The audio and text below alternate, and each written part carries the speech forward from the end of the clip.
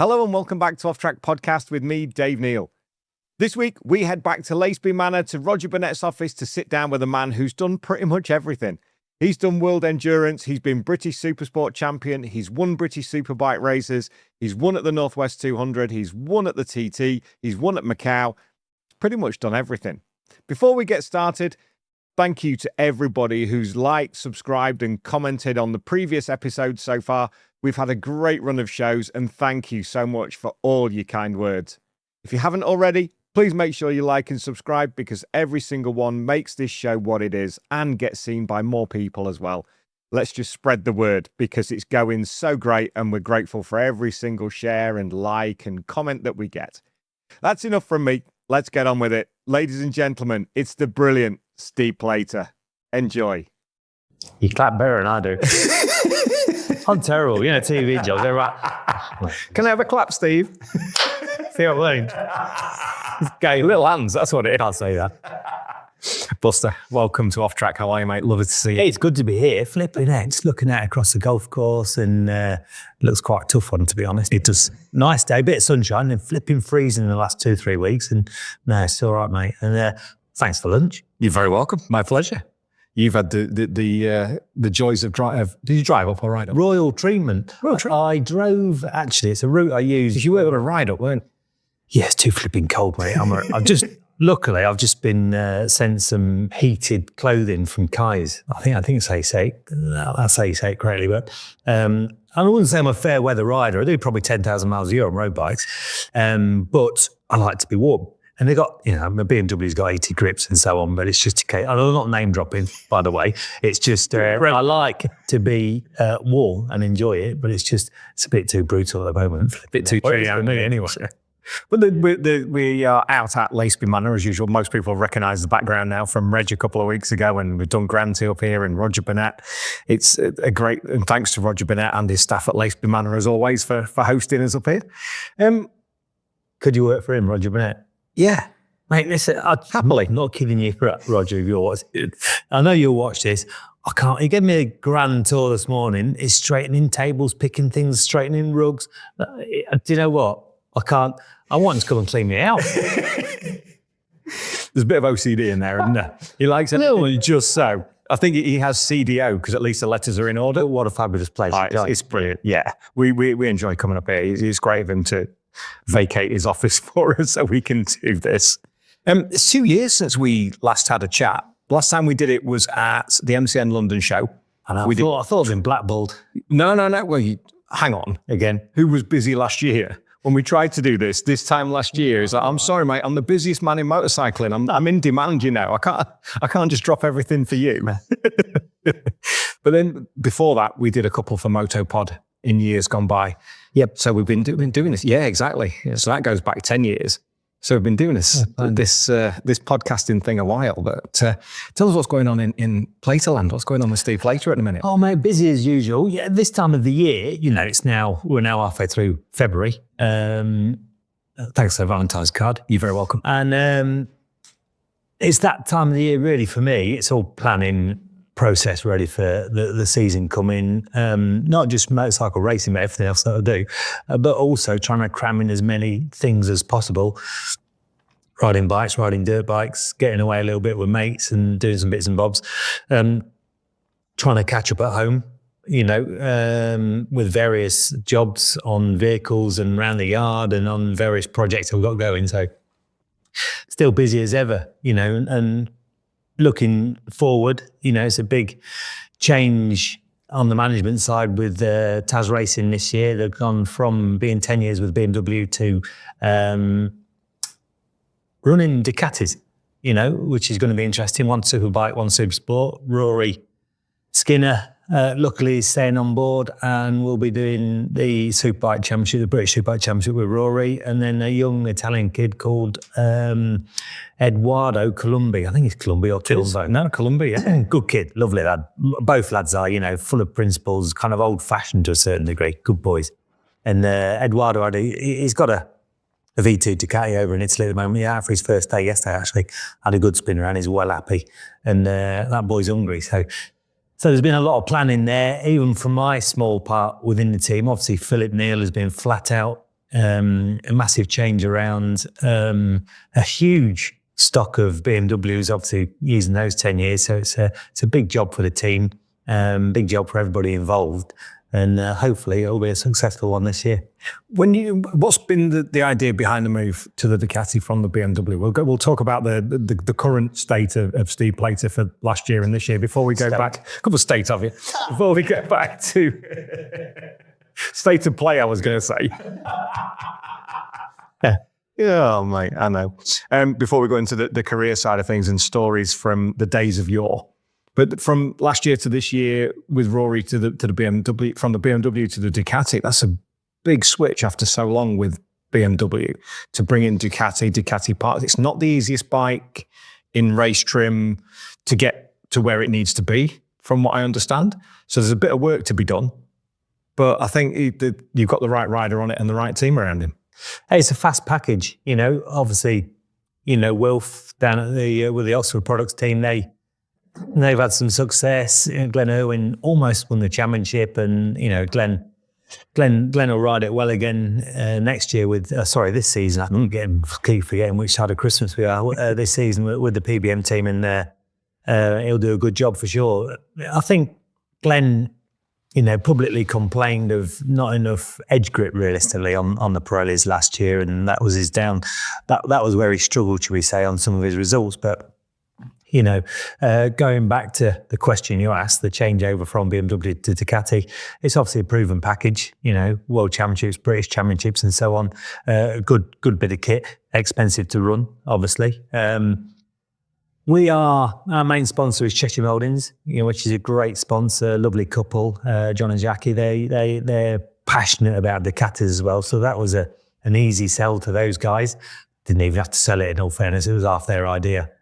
But Rory's very good. He can ride anything. He can ride around issues, problems. He had a good year on the BMW last year in between some unfortunate injuries, and he won for the brand as well. So I'm very confident he's a championship contender on a Ducati. I really am. Now the reason for that, realistically, everything comes to an end at some point.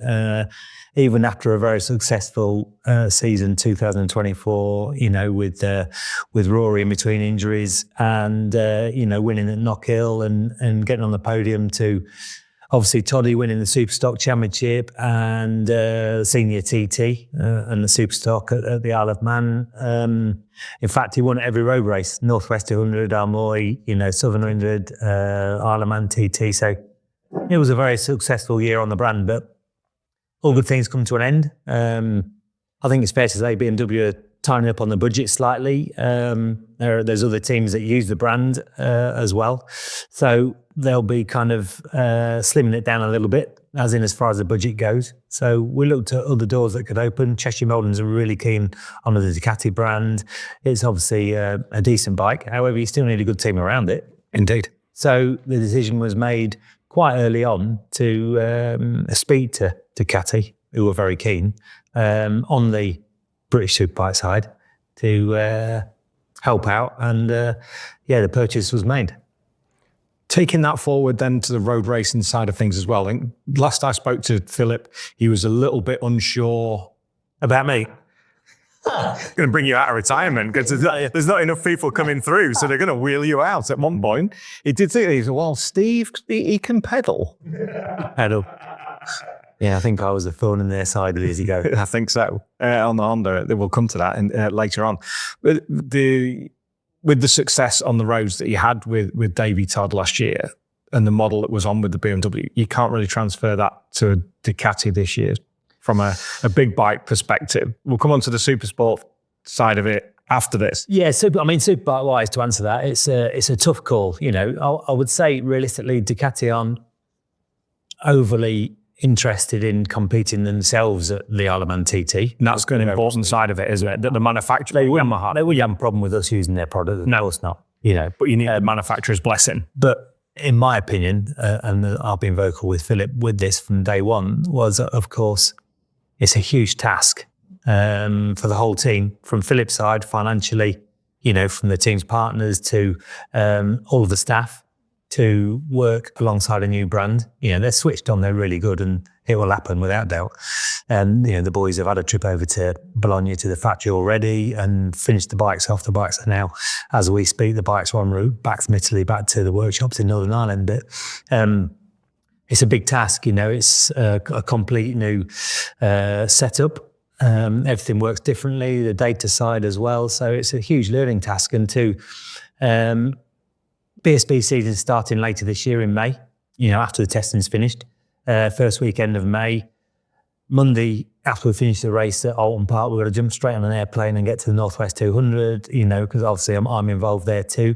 But, if the team were to be competing there, again, it's a huge task when you're using a brand that you've been with for quite a few years. So to go with a new brand and not have a setup in the slightest and everything is a tough time. So my opinion is we all within the team want to race the roads with this brand. But for year one, we need to concentrate on Rory and Eduardo to do the best possible for those guys. Will we see Taz racing on the roads at all this year? I don't believe so. There's a possibility still. We might be at the Northwest. A small possibility, but it is small at the moment and it's not priority. Philip's getting itchy feet. Hector and Philip obviously are passionate road racing people, especially at home in the Northwest 200. And I think the closer the event gets, the more he's going to be, 100% already, the more he's hoping he's going to be there. But it's not priority, it's not, and the job's got to be right. British Championship and put to bed, and at the moment we haven't even got the bikes, they're en route. So we need to make sure everything's correct and put in place to go testing in Spain and then straight back for the 4 BSB test days at Donington Park and then to Alton Park. So that's priority at the moment. They're going to be well used, those test days as well, aren't they, for both Eduardo and for Rory for the whole team. The whole team, to get everything up to speed as soon as you can, because it's such a massive undertaking. I've been a part of a team that's moved from BMW to Yamaha, but to move from BMW to Ducati, it's a completely different ethos. So there's a lot to be done. Massively. Everybody's looking forward to it. No question. And we've got some, there's some world-class people in our team, or from World Championships, should I say, and very capable, but you need a bit of luck, a lot of hard work and time, mileage to get on top of things and to make sure the boys are given the best ingredients to be competitive. There's absolutely no substitute for bumming seat time. No.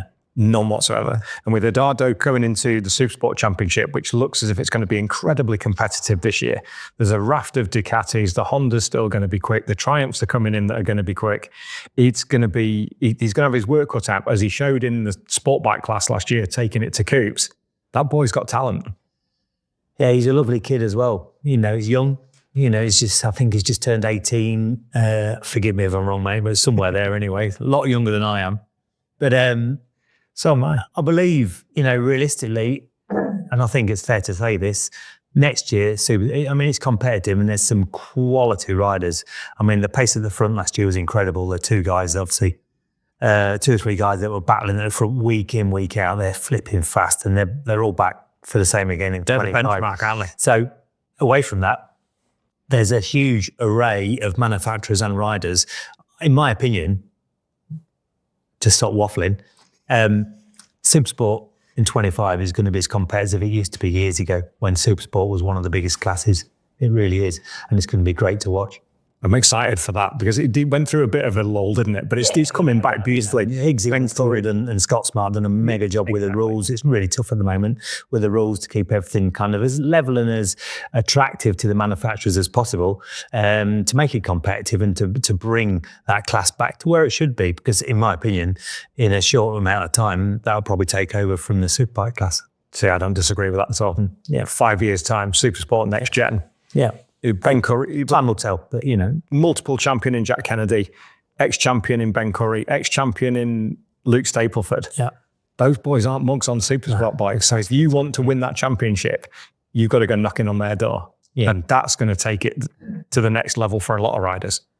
Yeah, 100%. There's some class in there. And, I think there's such a variation in bikes now in the Supersport for 25 especially that, some machines will be better at some places, some circuits and so on. So it'll make the racing even more interesting. Talk to me about the Bennett's British Superbike Championship for Rory, because I think there's an even bigger spread of potential race winners, and potentially anybody who wins a championship is deserving of it. But I think in 2025, because of the amount of potential race winners we could have, with the machinery that we're looking at, with the level of competition, this could be the hardest year possible for everyone concerned. Yeah, it's a tough championship anyway. Yeah. And fortunately, for the public watching, it's a great spectacle. It always goes down to the last round. It's tight. It's structured well, so to keep it so the points are dispersed in the right way, so that it does go down to somewhere near the end and not a whitewash, which is great. There's a lot of good talent. There's a lot of great machines in the championship and so on. It's tough. I mean, and to sit here now and to say who's going to be champion is flipping impossible. Not true. It really is. There's a really strong depth of field. Compared to my day, which was a really strong time as well. My first year in Superbikes was 2000, which was a Hodgie Stalker year. Which was a massive depth of talent all the way through the field. I think back then the bikes were quite different. There was all factory bikes from World Superbikes back in that era. But now every bike, from a retail side, is so good. And it's so hard to pass on track even. Them boys, they're riding so hard now just to even try and get by anybody. So it makes it a great spectacle to watch. And like we just said, you've just kind of hinted about the BSB Championship and how it's going to go. I've no flipping idea. I would never ask you to name it. Obviously, you go for Rory. To help Rory to achieve the best things he can through the year, and if that means getting on knocking on the door of the podium each weekend, that means you're a contender at the end of the year. Points make prizes, don't they? Yeah. I mean, how great was it for the team coming off the back of a successful Northwestern TT for then Rory to take the only BMW win in the championship last year on his home turf in biblical weather, but after the injuries that he'd had at Alton Park, which rung his bell in probably the hardest possible way, to come back to that, and for the team, for Hector and Philip, to have success again in BSB was so good to see. Brilliant. I think realistically, first of all, to answer that question, great for the team. Knock Hill's a tough place, tough circuit. Rory loves it. Obviously, it's his local track and he loves the place as well. Conditions were normal for Knock Hill. So quite demanding, but he had a good feel factor in both races, really. The second race, he didn't feel quite as good, and fortunately used his head and brought it home on the podium. But, to win that was a big lift, obviously, for Rory, but for the rest of the team as well. Massive, it really is, and been doing a lot of hard work behind the scenes, a bit of restructuring. Rory's brought some people in into the team, and it's a real good feel factor within a team at the moment, so it's a good place to be. And that kind of shines on the riders and gives them a good feel factor to go out and enjoy themselves and try and bring results back, which is what happened at Knock Hill, basically. It was very unfortunate at Alton Park early on to get with what happened. Rory's changed things so that won't happen again, as much as you can help it. To a certain degree, bit of a freak accident. Fortunately, he was kind of back training and riding his bikes like he does quite quickly. But then, of course, Snetterton later in the year, when he wasn't a massive crash, particularly fastest corner, Coram curve or whatever it's called now. It's still Corams as far as I'm aware, and slid across the grass and didn't actually look that bad. I thought I'd be all right. I'll come back and want to be straight back out. But unfortunately, a bit of another free one, but that's how your luck runs sometimes. And difficult. Hopefully this year the luck has changed. You can't have that bad luck for 3 seasons on the trot. The difficulties of Moto2, drifting into this year, the difficulties. A couple of innocuous fast crashes, but as you say, they didn't look particularly. They weren't egg beaters. I think realistically, the bonus and the positives for me, you've got to look at the positives in life. It's not just racing. But every time he come back from an injury, he's fast. Yeah. So, the boy's got talent. He's a great guy to work with. He's got a good bunch of people around him that he trusts. He knows, for instance, I'm there, I've got his back. So, trouble is, it's telling other people the same. That's how tough it's going to be. No question. I was talking to Storm about this and talking to different people through the championship. Making that step into that top 8 at BSB, that's when the work really begins, because you're against the experience. Because it's still only, that was Rory's 3rd season. Yeah, because he did right. two with Darren at FS3, then Moto 2. Yeah. So it's only his 3rd BSB season. Yeah. And you look at the champions that we've had recently are Brad Ray, Taz, Kyle. They're 5 years before they end up being championship contenders. Yeah. Oh, boys championship, hey? No, Brooks is still there, and Christian's still going, and no, that's right. Leon, but they're all still fast. Yeah, maybe not consistent enough. Leon, especially when things aren't going his way, he can dig so deep and be quick. But that's the kind of that's the level of the riders in the championship. Obviously, your Bridewells last year just gone off to your Bridewells and your rides and so on. They're on it week in, week out. And, it's Ryan Vickers, if he'd have stayed on board a little bit more, he'd have been the same. He'd have been a championship contender. But it's just a case of that's part of the learning curve, and he will learn from that. But that's the level of the championship. And the great thing about the championship is, like we said earlier, it's a little bit unknown as well. Leon on a Ducati, there's an unknown for you. Yeah. In a while since he's ridden one. They're completely different bikes to when he last rode one. Was it for Mark Griffiths, the Renegade, last time he rode one of it? Yeah, probably so, yeah. But he'll certainly be trying. No. Yeah, unfortunately.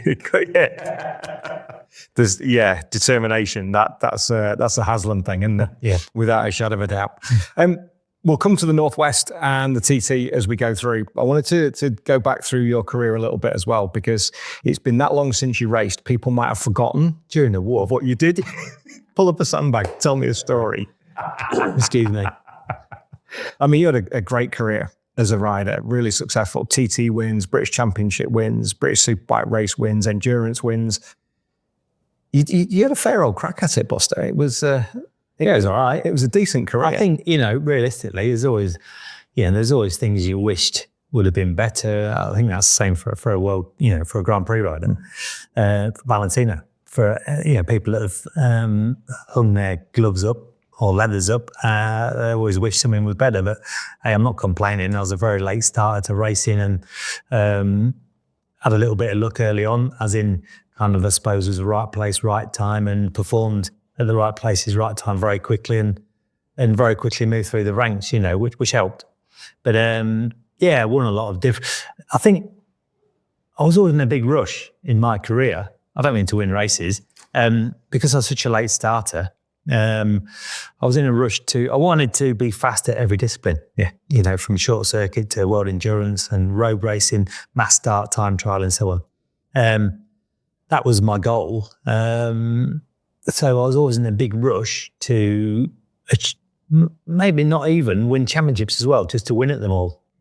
Obviously, he was always going for a championship. Yeah. You need a bit of luck with championships as well, especially in things like endurance and the TT, because that is a massive endurance. I was fortunate to tick all the boxes that I wanted to tick, but there's always something you wished would have been better. Like what?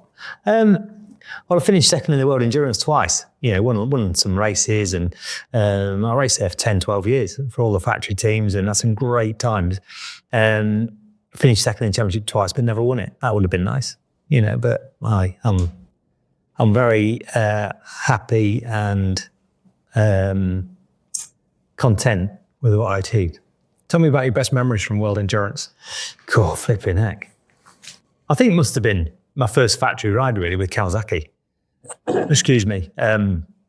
So we got to the end of the 99 season, or towards the end, and Matt Llewellyn had...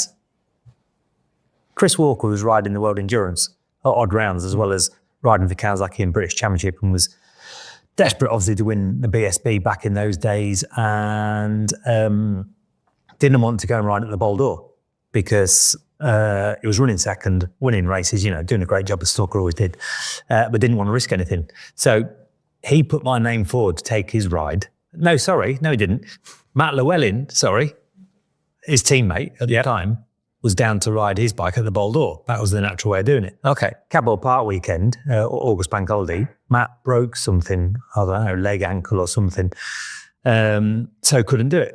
So Stalker put my name forward, and Christian Bourgeois, ex-Grand Prix rider, Granty's era, big Kawasaki man for years, he ran the team, lovely fella, and he gave me a call or made contact and said, would you like to come and ride the Bol d'Or? I said, flipping out. I've done it once before with Steve Burns on the Motormax team on the YZF 750. It was my only time on a superbike, really. I think we finished 11th. So anyway, I said, yeah. But the deal wasn't to get the ride. It was to go and do a test at Magny-Cours, pre-Bol d'Or, against a few other riders to see who was fastest. And at that time, they ran 2 factory teams. Hizzy, Bertrand Cibillo, some other overseas riders, I can't remember all the names, Sebastian Scanato, but I was testing against some other European riders and also Michael Rutter. Now, Blade then, I know you've just done the podcast with Michael, and he was riding the V-twin in 500s at the time. So his confidence was shot a little bit and his confidence was down, which is good for me because I was faster than him and got chosen after the test for the team. So anyway, fast forward a little bit, we're at the Bol d'Or and great big kit, proper factory bikes, fast. Terry Ryan was leading the championship with his teammates on the Suzuki. So it was all to play for, and for me, it was to make a name of myself and to show, coming from British Supersport, was a chance to show all the UK people that I can ride a superbike. So anyway, we're at Bol d'Or. I ended up getting pole and smashing a lap record, fastest lap of Paul Ricard ever. Still stands because I don't use that circuit anymore. And there've been some, you got to remember, there've been some massive names there for me, De Hamels to Fogarty's, Saurons, massive names there. So it was a proud day for me, but it showed everybody I can ride a superbike. We didn't win the race, as everybody's saying in endurance, we should have. But we had one of my teammates had a crash.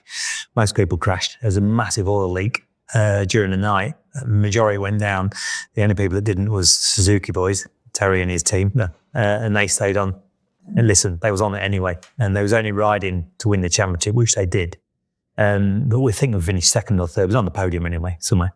And so it was a great event for me, and there's probably a proving ground that I could ride a superbike, ride on slicks, and I was the fastest person there for sure all weekend in race pace and qualifying. So I think that was probably the best week of my career to a certain degree, yeah.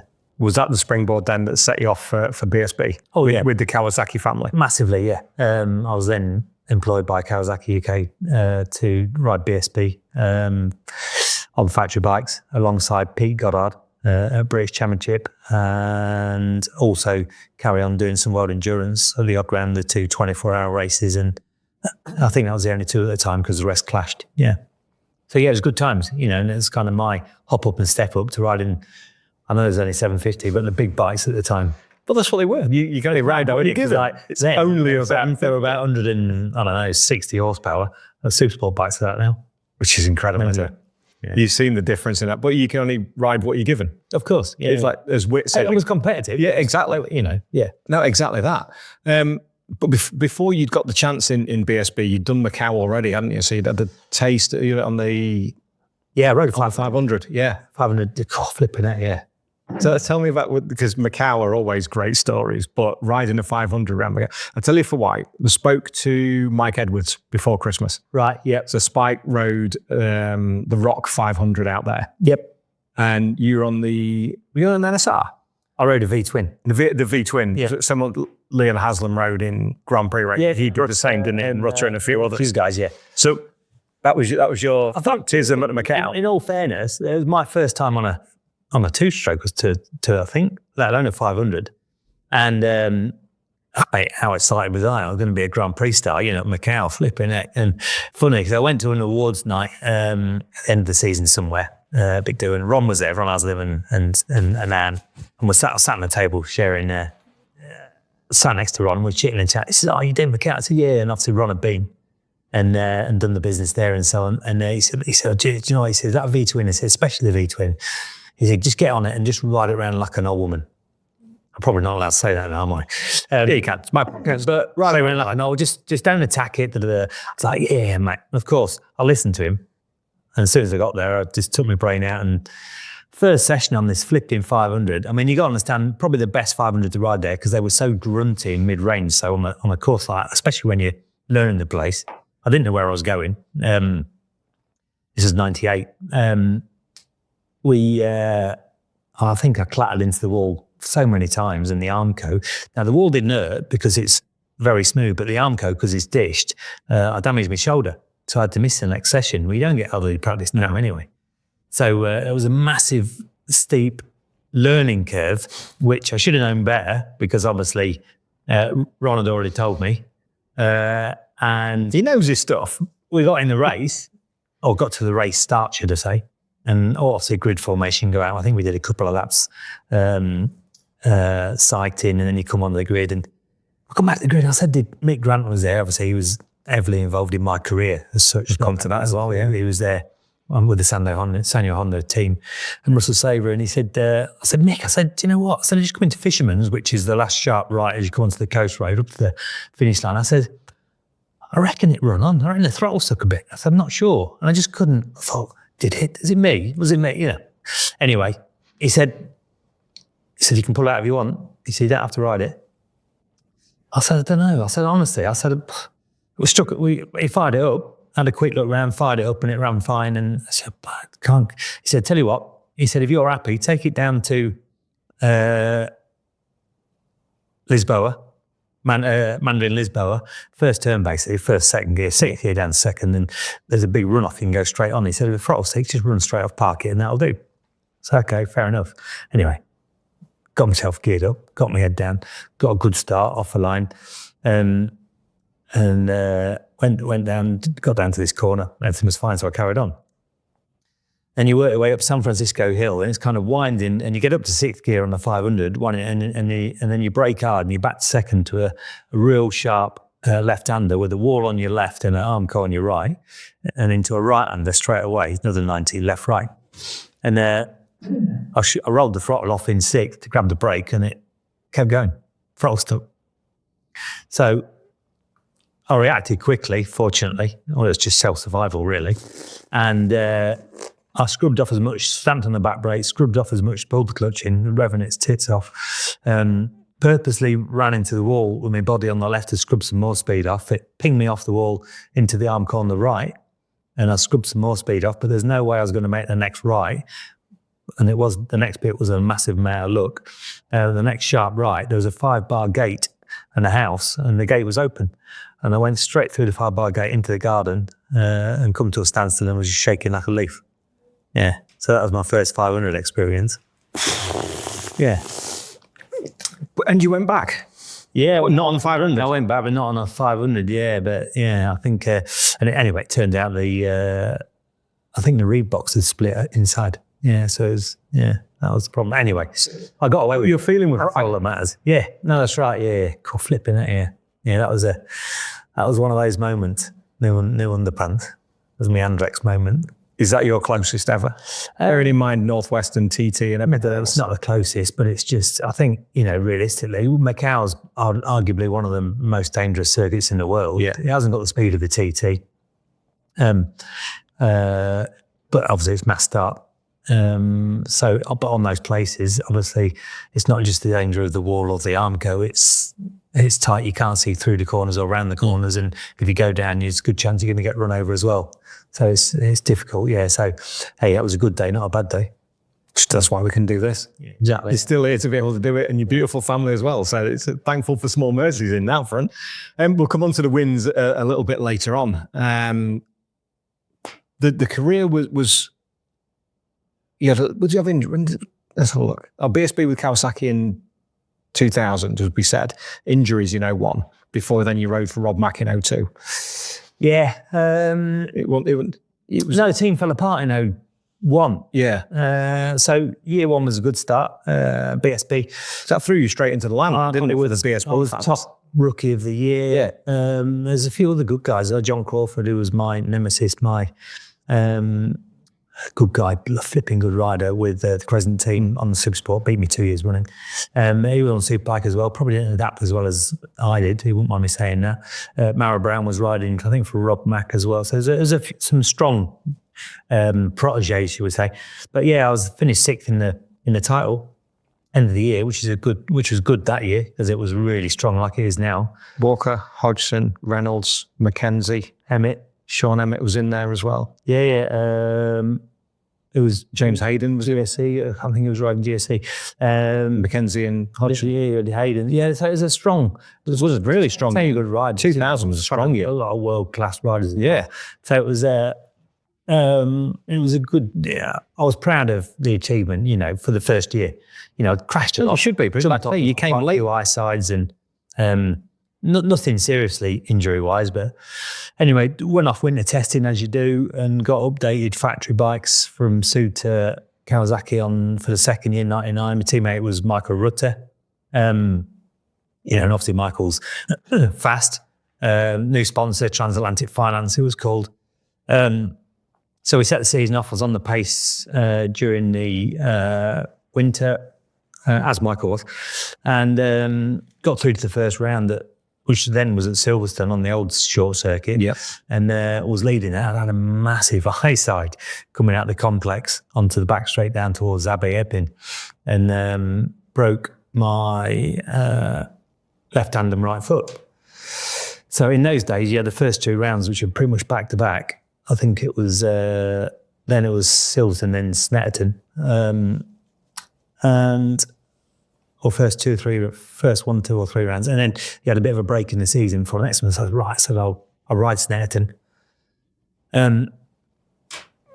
Just to score some points, because I was, I was kind of up there and just wanted to keep the championship alive to a certain degree. And went out. And back in those days was Super Bowl.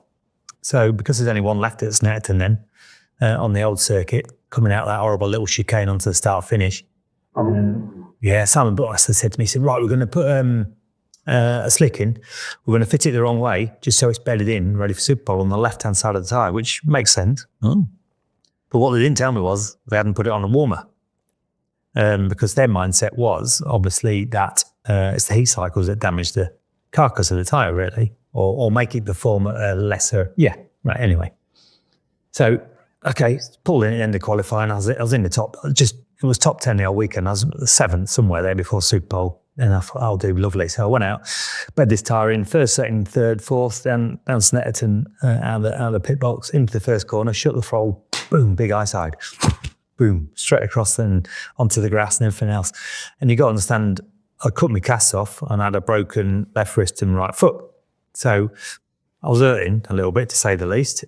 And for some stupid reason, I decided to get on the back of a Marshall bike and ride all around the outside of the circuit in pain, all the way up to the medical centre. And they took me in there and they didn't have an x-ray machine at the time, but they kind of assessed everything, said, right, you got to go to hospital. Okay, so that was it, off I went. And then I'd not broken anything, but I damaged a couple of ribs and some other bits and bobs, but also stirred the brakes in the meeting before. So I decided then to knock it on the head for 6 weeks until I was fully fit. So that took a bit of a lump out of the second season. And then I come back and was on the pace, but then the team fell apart. Kawasaki were brilliant. They, because I was contracted to Kawasaki, not to the team, and they paid me to finish the season in 01, but also let me ride other manufacturers as well. So I jumped on World Supersport for 3 or 4 meetings with Honda, and also 1 or 2 other things, but also jumped on the R7 for Rob Mack on the Virgin Yamaha at the last couple of rounds as well, which was good. Podiumed it and was on the podium at the last round actually at Donington when Hizzy won the title. Yeah, so nice. Yeah, nice way to end the year after a really tough season, And then Rob Mack signed me up for the following year. Yeah. Was that your first win in 2002? 2002 on the R1. Yeah, R1. First season. 2002 was the first year of 1,000cc at British Championship. So the only manufacturer that didn't go 1,000 was Kawasaki, because they only had the ZX7, didn't have 1,000. So there was only Glenn Richards and his teammate. I can't think who it was at the time. Might have been Dean Thomas. I'm going to say Dean. On the 750. That would have been my choice. Everybody else was 1,000cc, and obviously the biggest opposition really, of course, was Ducati, but against that was John Reynolds on the G6R. So, he wanted to be the best 1,000, and so did I, and I think he got a win before me, the little toe rag, but good rider. But my first win, I can't remember where it was. Holden Park. Yeah, first win on a BSB, so good, and it was a proper win as well, yeah. The proper win, is it? Proper win, yeah.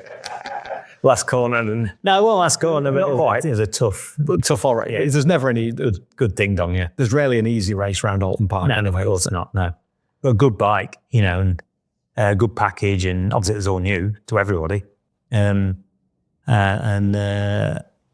was a steep learning curve, but a few crashes, a few high sides, and cool, flipping heck. Back in that era, high sides, oh, mate, you don't see them anymore, do you? Yeah. Not very often at all. It's going to hurt when you're on your way back down again. But you have time to think about that as well, don't you? In a lot of cases, I've never been fast enough to... I've never been fast enough to race anything like that. I've had one low side at Coppice at Donington. Yeah. That's my only crash on track. And it was on a Ron Haslam race school day. Yeah. But you hear it so many times from riders that you feel the back let go, off you go out the top, and you're literally thinking, this is going to hurt on the way down. Hey, when it first starts to slide, you know full well where you're going, and it's a horrible feeling all the way, and then it pings you out the seat. Obviously, there's shock compressors and then grips and then fires you up in the air, and oh, Jesus, mate, you can't, that feeling on the way up is, what's coming next. Yeah. I can't imagine. So many ice on. Because back in those days, tyres were good, but they weren't great there, and the power delivery was different. Wasn't as much power, which is harder to control than loads of power to a certain degree. When it loses grip, cool, flipping it, yeah, got some big eye sides, yeah. Hey, not just me. No, it's every. Oh no, yeah, no, this is not a power's life. It's look at the old 500s at Grand Prix. Yeah, you've done the podcast with all that, a lot of names from the 500 days, and cool, flicking it, mate. Not one of those boys hasn't got a scar from a high side. Exactly that. Exactly. Well, how great was it for you to ride? I know you're kind of synonymous with Lincolnshire now, but you're a Luton boy, born and bred. Yep. But now at Woodall Spa, you are one of ours. As a Lincolnshire boy. One of ours? Where do you live? One of ours. But I'm born and bred. It doesn't matter where I live now, does it? I'm still a Lincolnshire boy at heart. I come back often enough. My daughter's still here. My mum's still here. But yes, I'm with Jennifer over in East Lancashire. Yes, I know. In Hodgson country. But, it is still Lincolnshire. It is still my home county. But to ride for Rob Mack, he'd come off the bat. It had not been... He'd had some good times with Hizzy. He'd had Jamie Robinson in the team, and then James Hayden came in, and there was a bit of super sub going on. But after Hizzy's championship, riding for Rob Mack was the Grand Prix rider. It was the team, wasn't it? With the Virgin sponsorship. It was... Hey, it's a good package. Tony Carter was the press officer, was he not? Yeah. If I remember. He used to do some press work. Yeah. I think because... there's what was his name? Oh, yeah, I think Tony did it. Yeah, Tony did some of the press work, because, most of it, good guy. We spoke about him earlier over lunch, good guy. He was good on the TV job, I thought. Yeah. But, hey, great. Obviously, Rob's got a massive history, and arguably the best sponsor in the paddock, as in Virgin. And James was the star rider, Hayden. He bought Iowa. They did, a good sponsor, and James Hayden, mate, such a fast rider. How he never won a championship, I don't know. He won't like me saying it. He crashed quite a lot, as I did, but unbeatable. But then that first race he could be crap, and then the second race unbeatable. But that was James, but so fast, so quality rider. He's still fast now when he does Goodwood and things. Yeah. You know what I mean? Good guy, and one of those guys is unlucky really not to win a championship. Yeah, but going back to me there, yeah, it was good. Obviously, Rob was happy with what he saw, on the R7, in end of 2001 and stuff, and which wasn't a great bike. Probably the best chassis, 4-cylinder chassis I've ever ridden in my life, and still didn't have much power as a standard bike, but a great super bike. And from there on, obviously, the team was going 1000cc and so on, and for me, it was an easy decision to make, over the winter. Some great guys in the team. They've been there and done it all, won the championship loads of times with Mackenzie, and they've had some great riders from, Mara Brown to Flippin, Mackenzie to Hislop, and some, they've been there and done it all really. Adi Marsh was Rob's right-hand man and the chief man in the workshop, and Ian Presswood, that's obviously with FS3 now. Good guys, really good guys, yeah. Kev Stevenson, see there. Yeah, Kev was there. He's still in the paddock, and his lads riding now. That makes you feel old, doesn't it? When Jacobs, it was a good team, and he was in a good place, and was in a good spot. Rob was great. He was good at going out and spotting and criticising you, and he was always right. Criticising and just pointing in the right direction, really. But then the move came to Honda. What was the thought behind that? That was a tough one. Well, 2002 was a great year, and I would have been happy to stay with the team again for the year after. I'd agree with Rob verbally, a conversation in the year. Rob was going to go again, Virgin, And I said, yeah. And then I was driving somewhere, I can't think where I was driving, and phone went, and it was Neil Tuxworth. Now, I knew Neil vaguely through buying bits and bobs for my own 600s in years gone by. Things like kit ECUs and bits and bobs. And he said, I don't know if you're aware, obviously we just won the World Superbikes with Colin on the SP2 and so on. All the teams disbanding them are coming back to British Championship. So immediately the alarm bells rang, because all I'd seen was people like Shaky and Emmett and a few others on kind of standard spec kitted SP1s, which weren't great, at BSB level at the time. Oh, flip it, heck. And I'd already kind of half agreed. The deal wasn't done, but I'd agreed with Rob, really. The deal was ever wanted it, put it that way. And anyway, I got towards the end of the conversation, and I kind of said no. He says, you do realise it's Colin's bike as it finished championship, it's full factory. It's like, wow, flipping heck. So I said, right, okay. I need to come over and have a chat, which is what I did. But it was really difficult, obviously, because I agreed. Yeah. Who wouldn't? Rob Mack would have done. 100%. But I had to then sit down with a big grizzly bear and tell him, which wasn't an easy job. I can't even imagine. And he took it quite well for a bad-tempered big bloke from Scunny. Sorry, Rob. No, mate. Hey, listen, it is what it is. But yeah, and it was great. It was good. It was hard work. It was, great team. Very professional and great package. However, the bike wasn't massively quick because 1000cc had been launched in the UK. You see, so against the opposition wasn't great. Good package. All of its life. It had been developed by, realistically, Colin and Aaron, Edwards and Slight, on Michelin's. And I rode it on Dunlops, and also Jake Zemke and Miguel Hammer rode it in America on Dunlops, and we all struggled with the same thing, which was edge grip, But great package. I won some races on it. I struggled for the first 4 or 5 meetings to get, I think I struggled as well, to get adapt to a proper V-twin. But once it clicked, we got to Knockhill and it clicked, and started to win races and get on the podium and do a good job, yeah. Cadwell Park? Oh, mate, Cadwell, yeah, flipping heck. I was race one. I can't remember which race it was. Race one, I think. No, race one, I won or podium. Did I win? Yeah, won it. And then race two, I think I was having a ding-dong with Shaky or trying to catch Shaky. So Shaky was on the ball then, obviously. He was the man to beat on the PBM bikes and stuff. And we didn't have a chain run on it.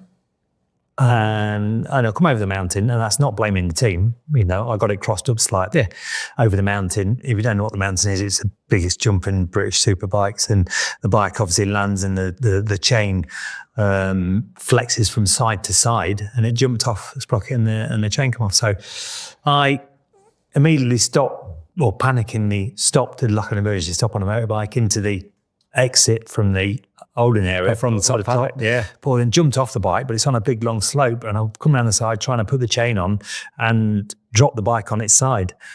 And there's a lovely fella who used to be one of the chief marshals, really, paddock marshals, Andrews. Oh dear, what was his name?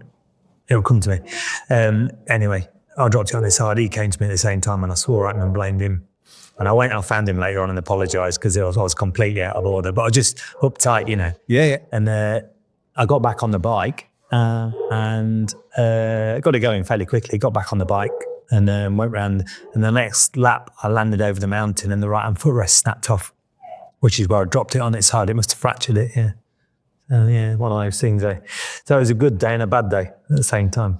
But again, that was another one that every year you did in BSB, it threw you on that map. You were always up there, whether it was the Kawasaki, whether it was Rob Max R1, then on the VTR SP2. Yeah. Was Adrian Gorse part of the team for that? Gorse was part of the team. Pup came across as well, didn't he? Yeah, I mean, there's quite a few of the guys I've worked with since, you know, on various different things. So they're all doing different things now. You know, obviously Pup's at Grand Prix. But yeah, some good, Chris Pike, you know, another good guy. Gorsty, who I worked with again in 2009. Gorsty was there, and Gorsty's difficult to work with. You know, he's a Kiwi that says it as it is and what he's thinking at the time. And, you know, I'm quite thick-skinned, but, you know, it can hurt, especially if you're not quite on the pace, which I wasn't to begin with. So it was difficult to get on with, you know, and to start with. But, you know, I'm in awe of his results and his experience and everything else. His quality really is. You know, he's working obviously with BMW now on with Sean Muir's team. But yeah, good guy, you know. And but Stubby, who now does all the onboard cameras for World Rally for the T team, he was there with me as well. Good guy. Yeah, local boys, and just it's funny, isn't it? How things turn out, but some good people. Obviously, I was very proud to be riding for a factory World Superbike team as well, of course. You know, so it is kind of living up to their past or trying to. Do I remember that you had different suspension on that as well? Yeah, it was just going a little bit factory shower, slightly Anoraki on the bike all the way through its World Superbike year. Yeah, because Honda is shower through and through. And a great product and worked with some good people. But we had one or two issues on the UK circuits, things we weren't happy with. And I'd used WP at the time on the Kawasaki's.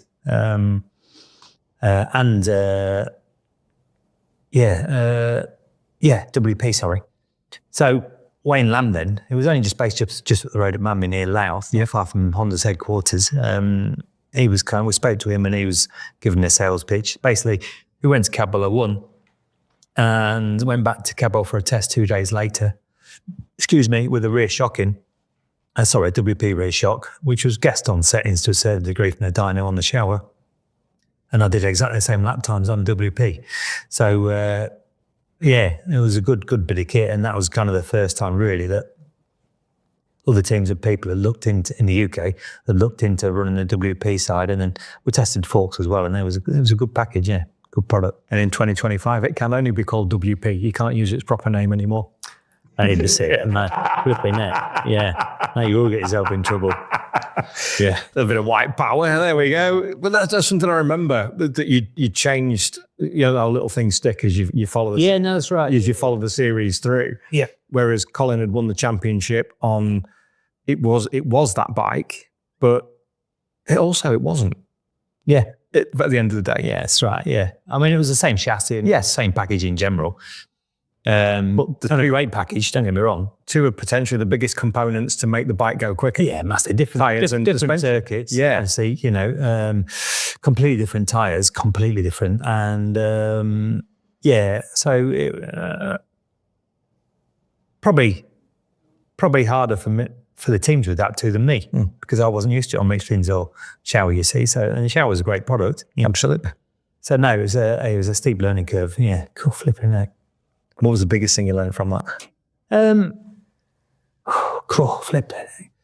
I think it was more. You're not used to being the other side of the mic, are you? You're not used to asking these questions on your podcast. I think realistically it was how to communicate with the people around you, because this is a factory team, and they worked in their own way. And, obviously feedback with any teams is special, but I mean, for a factory team, you get the best feedback you could, but it's never my job to, I learn this in a big way, and, I do a lot of development work now. But you learned in a very quick space of time that it's not my job to put the bike right and to tell them what's wrong with it. It's to give very accurate feedback. It's their job to put it right. Obviously, if we've had the same problem and the same feeling on a different bike and a different time with a different manufacturer and so on, it might shorten down the process because data wasn't as big then as it is now. However, it's their job to put the bike right. It's my job to be very accurate and, more importantly, very honest. Do you find that with some of the riders these days, they try and put the bike right? 100%. Yeah. They try and look for problems. Yeah. For instance, obviously some of my old crew chiefs, and there's some really good guys that I trust in my life, not just with my career, but, they're now working over at World Championship, doing various things now, at Grand Prix and at World Superbikes. But they'll pretty much tell you World Championship riders have a base setting, and they very rarely, they go the odd click away from it and nothing else. But yes, in British Championship, not just the Superbike, but Supersport, Superstock, they try and rewrite the rule book, trying to find, trying to redesign the bike every session. So they cost themselves a lot of money. There's no time at British Championship either. No. Same for everybody. Yeah. But there's no real time. So you're very quickly out in the dark because you've got no race setup, instead of just going with what with the base setting and a click here and a click there, depending on the circuit, obviously, and the grip levels and the tyres being used that weekend. But that's all part of the experience. How often do we hear that we've turned the bike upside down and inside out? I was like, well, I was good at that. I mean, yeah. Oh, yeah. And then the mechanics had to rebuild it. Yeah, that was the difficult one. Back in that situation. Bikes never felt the same. You was having a bad run, more than 2 crashes a weekend. You'd always, as the bike was making its way on the back of the trailer or in the back of a van back to the box, you'd look at it and you think, I'll just go for a shower first. I'll go back to the motorhome and let it just settle before I go back. Let them settle down a bit. Think of another excuse. Yeah. Did you ever have a session where the bike felt the same in both sessions? Yeah, I think, realistically, if you had a good feel factor, I was kind of very, people I work with might tell you something different. But I always felt that I was quite honest, and if it felt good, I didn't want to change it too much. Maybe the odd thing, or unless they had an idea, they could see something anyway, and so on. You'd always try something. But also, it's difficult, isn't it? You never tried to rewrite the rule book, but you had to be honest with yourself as well. Like sometimes you get up and you get on and you come in and the team knew you was riding like a cock. Maybe, I don't know, you had a bad day, a bad week, or you weren't feeling that good, you got a cold or flipping flu or whatever, or recovering from an injury. And sometimes I say, do you know what? I complain about 3 different things and then I just say, do you know what? Just leave it. I'm going to ride it again. And you come back and you have a completely different opinion the next time you go out on the bike. Is that something you've taken forward into rider management as well, to try and talk to the boys that you work with and a little bit looked after over the last things are quite different now with all bikes are flipping good now. Yeah. True. Not saying that ours were terrible, but just the times moved on. Development's moved on, tyres, bikes, chassis, electronics, incredible, and data. So it's sort of, it's quite different, but it's,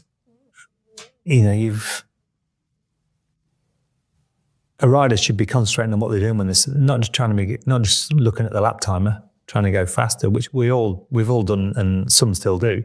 It's about identifying problems with the machine when you're going around, when you're circulating, where the issue is, trying different things where you've got that issue to try and get an idea of maybe moving your body weight, moving things around on the bike, approaching that section in a different style to read if it's better or worse, and just to try and give your head a better idea, because you might be able to, if the bike's good everywhere else, you might be able to leave it like that and ride differently in that section. But it's just, I think it was a good time to come from. It really was, because things weren't as good for sure. In any sport, time moves on and, Yeah, everything moves on, doesn't it? Yeah, We talked about that earlier on, didn't we? massively. We said about that. The older we get, the seemingly faster it goes, but that's more the No. the way it was. Who said that to me the other week? The older I get, the faster I thought I was. I can't remember who that was. It might have been Spike Edwards. Yeah, I decided, but I don't think I was that quick. That's weird, isn't it? How people's mindsets are, because it's sort of, I don't know. You always felt. So it was a BSB race winner It's, and a podium. You have this conversation a lot, and obviously the problem with no, it's not a problem. At the time of winning, Yeah. especially on Goodyear when you're winning all the time, you never celebrated the good times. As soon as you jump back in that motorhome, it's the next meeting. You're back training next morning, and you're just focused on the race start next week and the type of circuit and what you need to do and where you can sharpen up and on your bad points. You never celebrate nothing. You just think, what a waste of time. That Why didn't I celebrate? Why didn't you ever, is a huge part of what we do with this podcast. I know you're too busy to listen. I'm listening to you, honestly. I know. That wasn't me. Busy watching that golf course thinking I could be out there instead of talking to this knobhead. Yeah, good spot. But he did buy me lunch. How's he missed that? It's a massive thing, and I find it's quite cathartic for some that you ask them, what did you ever get a chance to be in the moment? And most of the time, the answer's no. No. Because even with championship wins, they're on the final lap, they're waving to the crowd, but in their head, they're going, what's next? Yeah. Next year, have I signed a deal for next year? What can I do? Where am I going to go? Yeah, What's same this for everybody. Yeah, no, 100%. Yeah. Doesn't matter what championship it is. Yeah. But that such is the nature of motorcycle racing that as one race finishes, your next thought is automatically the next one. And I think it's not just petrol heads, bike racing, motorsport. I think it doesn't matter what kind of sports person you are, and corporate people to a certain degree, because they're all competitive in a different way, but you're just trying to perfect your negatives. And the good bits take care of themselves to a certain degree, But what you must, the most important part, which is what I tell my riders as well and people I work with, when you're having a shit weekend, and it's almost impossible to make it better for whatever reason, all those good weekends, what you should do is analyse it to find out why that was so easy. Why that lap time was so easy, why that section was so easy, why that tyre lasted so long, why this, why that, all the positives, because then when you get through to your bad weekends, especially if you're fighting for a championship and you've no time to test very much, it's really important to have an idea in your head of, we need to do this. I need that feel from Cabell. I need that feel from Donington, or and so on. It's not easy. Here's a question for you. Of all your achievements through your career, which one do you wish you'd enjoyed more? In answer to that question, or to that point that you made. Grilling you today, Buster. This is it. No, I don't mean there is one really. Good. I think in general, yeah. I mean, you're not going to. You never had flipping time to go and have a party because he's always strict. I mean, we're all the same. If you speak to anybody, I spend a lot of time with a lot of riders and ex-riders as well. Like your Hodgsons and Toslands and world class. I mean, world champions and so on. But you overtrained. And you probably always find you're the fittest and you're the best. You're probably performing at the best of your ability when you're not quite training as hard. It's all a mindset thing, massively. But you're always seeking that perfection, you see. And you're always trying to find that little thing that can make you better than the other guys or, keep you on top. Because you're paranoid, it's all going to slip away from you. Even winning a race, I find a lot of riders, but I could have won by more. Yeah. It's like, this is the fascinating thing that I find doing this podcast, because I will never have that mindset. That's because they're not trying quite as hard. And when you're not trying quite as hard, you'll go faster anyway, or the lap time will be faster. And your fastest lap's always easiest. Always. Again, but as soon as you try and get a little bit faster, that's when it all goes pear-shaped. You talk as a sign as you find it. Yeah, you're finding the edge, aren't you? Yeah. And it's, hold on, there's a golfer coming. Is it? You can see that. Hey, at the end of that year, that was that. I need more lessons. If I'm not really riding motorbikes. development on this game. Yeah, but you enjoy it though. So why push the boundary in golf when you're actually enjoying it? Because then it just becomes, it's like motorcycle racing. I'm not when you do it as a hobby. Balls, let alone flipping. You found one today. Where is it? Was it? You leave it up here. I did. That's right. Nearly said Roger Marshall. That's Roger Burnett flipping making me tidy up. Oh yeah, I have to leave this place as I found it. Yeah, absolutely. Put the chairs back, make sure everything's right, because we'd like to do it again. You went back to Macau at the end of that year, didn't you? 2003. Yeah, with Honda. Yeah. I mean, the deal was done quite early on to Northwest 200 on the SP2. Yeah. Full British Championship, of course. Northwest 200. I wasn't interested in TT at the time, and I was actually. I went that year, and Macau at the end of the season. You know, Macau's all. My mindset with Macau was it was a good place to go. Let the lads let their hair down. Have a bit of a celebration, say thanks for the year. And, or go and race Macau, then go to Thailand and do that when Mike Trimmer was running it. It was great, brilliant. However, at the end of the year, the HRC asked for the bike back, the SP2s, which is quite normal, you know, to go back to Japan. And like I said, you got to understand there was Collins Championship winning bikes. So that wasn't great, was it? I could have done better than that. And you're doing closer to the fight. Yeah, mate. Yeah, cost good. And that will give him some hand signals when he gets closer. And so they said, all right, no problem, you can ride one of Bomber's, Carl Harris, who won the Supersport title for Honda that year on the CBR 600. They said you can ride, at the time, there was a 600 class within the Superbike race. So they said, right, you can ride this. I said, yeah, that's okay, no problem. I wasn't really worried about, you know, at the time of particularly, I wanted to win it, but I needed to learn the track. So anyway, I said, yeah. Anyway, got there, jumped on Carl's 600 at Cabwell, and everything was good. And got to Macau, and I smashed the lap record and was on the pipe and won the race. However, they gave me a jump start. I didn't jump the start, I moved. It was Grand Prix rules, mate. It's a fucking massed out road brakes. What's all that about? Anyway, I moved. So arguably, yes, I broke the rule, but as I was pulling the bike back and too far back, they all set off and I got a crap start. But they still decided to give me, I don't know what it was, 10 second or 20 second. But the team didn't tell me. He four-putted, did he, from there? Yeah. You'd done better than that. You'd be better off walking off. But the book I ended the raving on when I got back, because I obviously didn't win. I did win it. Yeah, they smashed that record, which stood for quite a few years and stuff, and which I was happy about. But I didn't win the race on paper. So Cam Dunlop won it. I think so, yeah, first time I met Cam. And so that was that. But it was a good year for me to learn this circuit better on a Supersport bike and obviously to win. So at the time I had a DNF and that win there before I went back on the Superbikes later on, yeah. Take me into the following year, which is Northwest 200 wins on the Superbike. Was it? Something to mind. No, we're on 06 now, aren't we? Moving on for that. Yeah.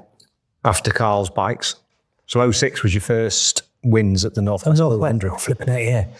I wouldn't have known that if you'd asked that question. Really? No, you know, my first year at the Northwest was my second year racing, 95, and I crashed on the 600. But I missed it for a lot of years when I started riding superbikes, you see, because obviously at the time BSB had just got back on its feet really and was going really strong, and the manufacturers Rofor weren't very keen and so on. So I didn't ride it very much for quite some time. So I've had a lot of bad luck at the Northwest, and don't get me wrong, you met your own luck to a certain degree. And I was always kind of somewhere near, but never winning. So it seemed to take, unlike a TT, it just took forever to win a race. When I finally did, you know, I won lots, but it took a long flipping time. I thought I was never going to win a race there. Really? Yeah, weird, isn't it? Yeah. And it wasn't through the flipping, you know, it wasn't for the part of not trying or not taking it serious or, you know, getting food poisoning on the night before a race or anything. Sorry, Reg. Stay hydrated. Yeah. Happened to a lot of them, apparently. But what was it that you've got a great affinity with the Northwest 200? You still work as part of it now. You have a great link to there. What was the draw for you for the Northwest? I know what the draw is for me as a non-racer, but for you as a competitor. Hey, I love the place. I love Northern Ireland, you know. I'm not just saying that because I manage a Northern Irish Superbike team now, or the main competitors of the time. But you know what I mean? It's a good atmosphere. Everybody that goes to the Northwest knows what it's like. You know, and you haven't been, get yourself there because this is not, honestly, it's so good. The social side as well as the racing. But it's mass start. So it's kind of pretty much slipstreaming and goes down to the last corner. So it's exciting for the crowd. There's big screens now, TV coverage, so you can see the whole lap and so on. But it's the festive atmosphere that's great and kind of the easygoing, you know, for instance, just to change the subject slightly, but stay on the same thing, you know, TT's moved on massively, you know, and it's brilliant now. It really is. You know, it's moved on. Man, a lot of people criticise that. Oh, it's not like it used to be. Well, no, it doesn't need to be. It doesn't, you know. It probably wouldn't be done. It's in a great place now, and it is a spectacle worldwide. Yeah. And a lot of people say, the Northwest needs to move on. Now, maybe it does in certain bits and bobs. However, you can't afford to lose that good feel factor of the event when you're there, you know, and keep it old-fashioned a little bit because it's so... and as a competitor, it's so relaxed, easy going. Everybody wants to win, of course they do, to a certain degree. But it's just a case of you need to keep that original atmosphere and good feel factor of Northern Ireland with it. You know, it's a fabulous place to go and visit. You know, the whole coastline, the Causeway Coast is gorgeous. And it's not just that, there's other places apart from just there. But, you know, if you're going over for 3 or 4 days, you will love it to pieces. I'm not just saying that, it's fabulous. And I love going away from the racing, let alone just for the Northwest 200. But to answer your question, that's one of the reasons.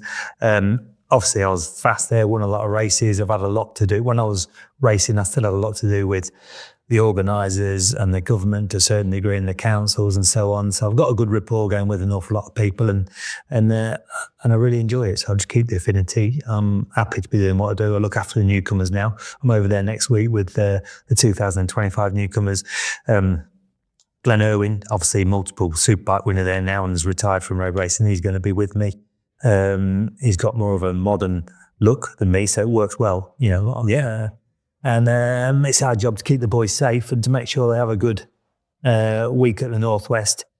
Not worried about the competitive side, but more have a good week, enjoy it, and come back for years to come. I think the feeling of the Northwest is it is much more of a festival atmosphere. Yeah. For the competitors, for the teams and everything. There is the point of racing, but the whole ethos around it, around Portrush, Portstewart, it's a lot more relaxed. But then you go to the TT, and the TT is a completely different feeling. It's the intensity, because of the nature of the event, the intensity of the TT, you couldn't make that a festival if you tried. I know they had the fun part with the Housewives favourite, Chris Pritchard, great friend of yours with the on your TT podcast. Never heard of him. Never heard of him. Call me a pretty good lad, Prix. Got a Commonwealth silver medalist, cyclist, and all that kind of. He was all right. He could pedal. No, he could pedal. I'm sure. I think it was an e-bike. Oh, was it? Yeah. One of those little motors that we didn't know that they had at the time. We've got a lot of time for. I love you. Love you, Prich. He'll be pleased with that. I know. It's a completely different setup, and you can feel it. Mindset. Yeah, you know, I think there's more nurse than the rider. You know, there's a negative side to the TT, as we're all well aware of. You know, because it's dangerous. So you've got to keep your eye on the ball, not just you, your whole team, to keep you safe and so on. So I think it's just a different outlook to a certain degree. And, you know, I treat it differently, but, you know,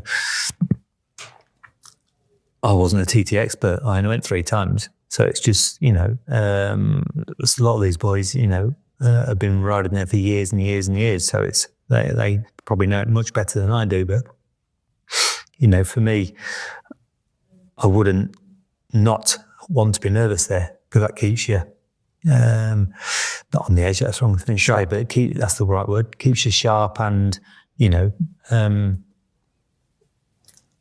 wouldn't say keep you alive. It keeps you sharp, but it just keeps the mindset in the right place of where you need to be to race the Isle of Man TT. Yeah. Tell me about the TT. While we're talking about that, because I find it fascinating. The viewers and listeners know this, that have watched us from the beginning. It is one of those places that you experience emotions at the TT, even as a punter or as a podcast host. You've experienced more emotion there than anywhere else. Whether it's the boys and girls up on the Glen Crutchery Road, the feeling of being up there. I remember, I've told this story before, but it's not to you. I remember being up on the start-finish line in 22 when it was John's 100th start, the Superbike race on the Saturday. Yeah. And the flag dropped, the tap man, John was away, and we was up there with Rob, our chef. I was working with OMG at the time. And he turned around to me and he could see my eyes had filled up. And he's like, "Are you all right?" I'm like, "Mate, this place just, I don't know." And that's not bravado for the podcast. That's absolutely genuine. It's a weird place for things like that. You find things about yourself that you didn't know before. Yeah, I think it's weird because, you know, everybody's different. And, you know, as a competitor, it's obviously completely different to what I do there now. But I was never one for going, you know, shaking everybody's hand and patting them on the back before I leave and everything else. And, you know, I just wanted to get on with it and do the best I could. And I was concentrating that hard on the first 3 miles that, you know, when everything is not quite up to temperature and you don't want any silly mistakes, that you was kind of pumped like any normal race to a certain degree. But like I said, we're all different. We all, competitor-wise, we all approach the Isle of Man in different ways, or did, you know, in different ways. And it, as it helps you and works for yourself. You know, Michael Dunlop could be completely different to me, and McGuinness is completely different. We're different people, you know. It's just, you know, I've mentioned those two because they're flipping, you know, they've got flipping, 52 wins between them or whatever it is, you know, it's incredible. But it doesn't matter whether you're at the back of the pack or the front, you're still going bloody fast. You know, it's that's the thing about the Isle of Man TT. It's they're all going very, very quick around there. You know, from all the competitors as well as the females that race there and so on. You know, and the flipping heck, mate, it's fast. It really is, yeah. So you've got to be on the ball and you've got to be concentrating really hard. What was your build up to the fortnight? How did you approach the run up to the TT and while you were there? Because like I say, everybody's different. Mentally, yeah. It's a busy time of the year, you know, and it's probably busier now for the guys that are competing British Championship or any other European or World Championship and the roads, because, you know, it's like BSB 25 doesn't start until the first weekend of May, Holm Park, Bank Holiday weekend, you know, and you're going over as well to the Northwest, but then it's Bank Holiday Monday, last race will finish at probably 4:30, and then I've got to hightail it down to Birmingham to get on a plane for the Northwest to get there in time to brief all of the riders and the newcomers and everything next morning, ready for the Northwest. So it's bang bang. You got a full week there, and then you're straight back for Donington Park for the next BSB. So it's kind of, so going back to the question, as a rider with a mindset at the moment, it's probably not as hard to jump from one to the other with a Northwest because it's mass start. So my mentality was always the same as any short circuit race. And I was one of the smoother riders at my time. But the Isle of Man is completely different. Again, it's a different mindset because you can't afford to be attacking the TT. You've got to make sure everything's right. You've got to make sure all of your guys are right. Sorry. You've got to make sure, you know, your machinery is right, the tyre choice is right, and so on. And there's so much goes into it pre-event and post-event, you know. And of course, while you're there, there's quite a lot to manage as well. And that's on a good year when the weather's mint, not when it's up and down like a yo-yo and you've got so many hold-ups and flipping. It's tough going, mate. It is for the competitors now. But to answer your question, you asked me my mindset. You got to understand, for me, my career was British Championship, World Endurance and Roads all in the same year. So you didn't have time to think most of it. You arrived and you prepped yourself, sort of the day before, the night before. Mentally, I mean, to ride. And I was very good at adapting very quickly, whether it be, endurance, short circuit, or the roads. And that's both disciplines on the roads, mass start and time trial. So it's, I was very good at adapting, it's like, and it wasn't just that, because I was always too busy. 2009, I rode British Supersport for HM Plant. Yeah, won that championship. But my point being, I was on the pace at Brands Hatch was the first round. On Pirellis, I think. Yeah, My knowledge is, it was Pirellis. I stood in for Josh Brooks because he did have a visa. his visa didn't arrive, did it? I was on the pace with that. Crashed in the first race, leading and podium the second race. Correct. Sunday night, straight after the podium, I jumped straight in the motorhome and drove to Le Mans to start testing with 10 car for the following weekend. So I've gone from Pirelli treads on the Supersport winning, and at the front on the Pirelli slicks on the Superbike that I've never ridden before. Drove to Le Mans, tested all day next day, all day Tuesday on factory Michelin's, a 10 carter with Charpentier and I can't think who the other rider was. Straight after that, I test all day long. I jumped in a hire car and drove up to Car and got the overnight ferry. Got off the ferry at 6:30 in the morning and drove to Castlecombe to test all day for Dunlop on me TT Dunlops. Dunlop tyre test. Broke the lap record there, was on the pace, did more laps than anybody else. Drove straight back to the ferry on the overnight ferry, got off and got back in time to get qualifying for Thursday. Also rode all day Thursday qualifying for 10 carter and then compulsory night practice Thursday night, which was on factory Michelin's again and a different, harder compound tyre for the night practice. Friday finished qualifying, 24-hour race with podium, didn't win it, we podiumed. And then finished the race at 3:00 Sunday, had to go to the presentation for the podium presentation and everything, and the presentation afterwards. Ran back over to the motorhome, got in it, pulled jacks up and drove back home. So I hadn't slept for 48 hours. Got home, jumped in the shower, and then drove to the airport, went to TT for lunch. But that was your life, But my point being is, going back, you had to jump from Pirelli to Dunlop, back to Michelin, and then obviously, and so on. But I had to do that all year long. It's something I'm good at, obviously, and won on them all that year. Yeah, so it was, it's pretty special, really. Yeah. Was being a late starter into the sport helpful in terms of being able to adapt, rather than being on one tyre for so long, and there's no real reference? Just get on and ride it. Yeah, well, I mean, I'm very lucky because, first of all, I started, my first bike was a CBR 700 FM, about a 1990 bike, which only had about 100 horse, or just over, so ish, on old treaded tyres, which were Avon AM22 23s, and quickly moved on to Dunlop treads, D364s and so on, which were pretty good tyres. It's not in that era anyway. And then I quickly moved on to obviously Supersport career, Super Stock, won the British Superbike Championship. That was on slicks. That was my first time on slicks, really. Had a quick blast at the Boulder. Moved into 750s. So I come through the 750 era, rode factory 750s, no electronics, nothing, proper, that was your traction. And then obviously moved on to 1000cc in 2002. And then electronics started to come in more and more. So then come through the electronics age and so on, with sensors where you could open the throttle fully without it reacting like it normally would and so on. So come through a lot of generations really and different times to what it is now. I have ridden the modern bikes, obviously, not in anger. They're so flipping easy to ride now. They're not easy to win on, but they're so easy to ride fast. So easy to ride, as they should be. As a race bike, it should be. Yeah, you don't have to be battling it all the time. That's taking nothing away from the boys that ride them on any manufacturer.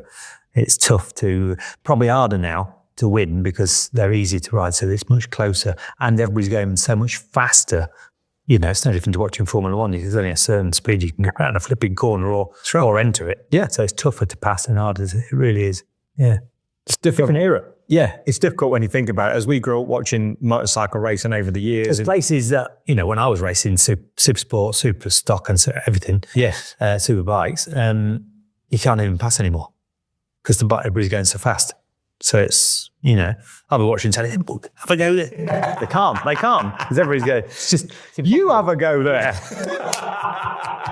Yeah.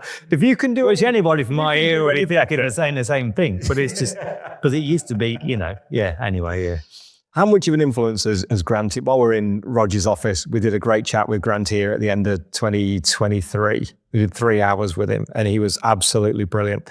A lot of love for that man. How much of an influence has Granty been on your career? Oh, he's a complete pain in the arse. He's a proper flipping Yorkshireman. They're all the same to a certain degree. And obviously he didn't teach me anything vanity-wise or anything like that. Mate, your missus works in the beauty side. I mean, obviously she's never worked on Granty, but She's a beauty therapist, not a magician. Sorry, mate. No, man. Well, he's been a big part of my career, and I've always been sensible enough to listen to everybody if they've got any advice. There's only one fool in life, and that's the one who doesn't listen.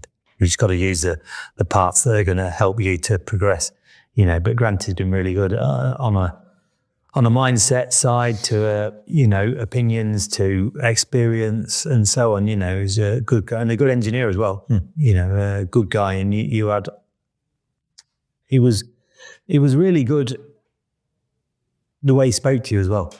So he would kind of keep you at ease, and you had full confidence in his direction and the way he wanted to go with something. Or if he criticised you, it's for a good reason, because if he was ever wrong, he'd tell you he was wrong. Which wasn't very often. Pardon me, I hate to say that. No, seriously, but good guy, from on many different aspects, and silly old sod still riding well now at trials. Apparently he's faster than you. Or better, not faster. Apparently he's better than you at trials. No, listen, he's been so good to me over the years. I have to let him win sometimes. Oh, fair dues. Yeah. That's the gentleman in you though, Buster. That's the way I like to think. It's the measure of the man that you That's love. the way I like to think of it anyway. Hey, no, he's good, mate. He's good. And, he's so a massive experience. Yeah. Not just obviously on the mindset of riding and the way to go about things or career decisions or anything like that, but as much on the engineering side, from setup wise to just being sensible and common sense to a certain degree. Yeah, good guy. Can you remember the biggest single piece of advice he ever gave you? God, flipping heck. You can use some of these questions on your podcast if you like. Do you know what?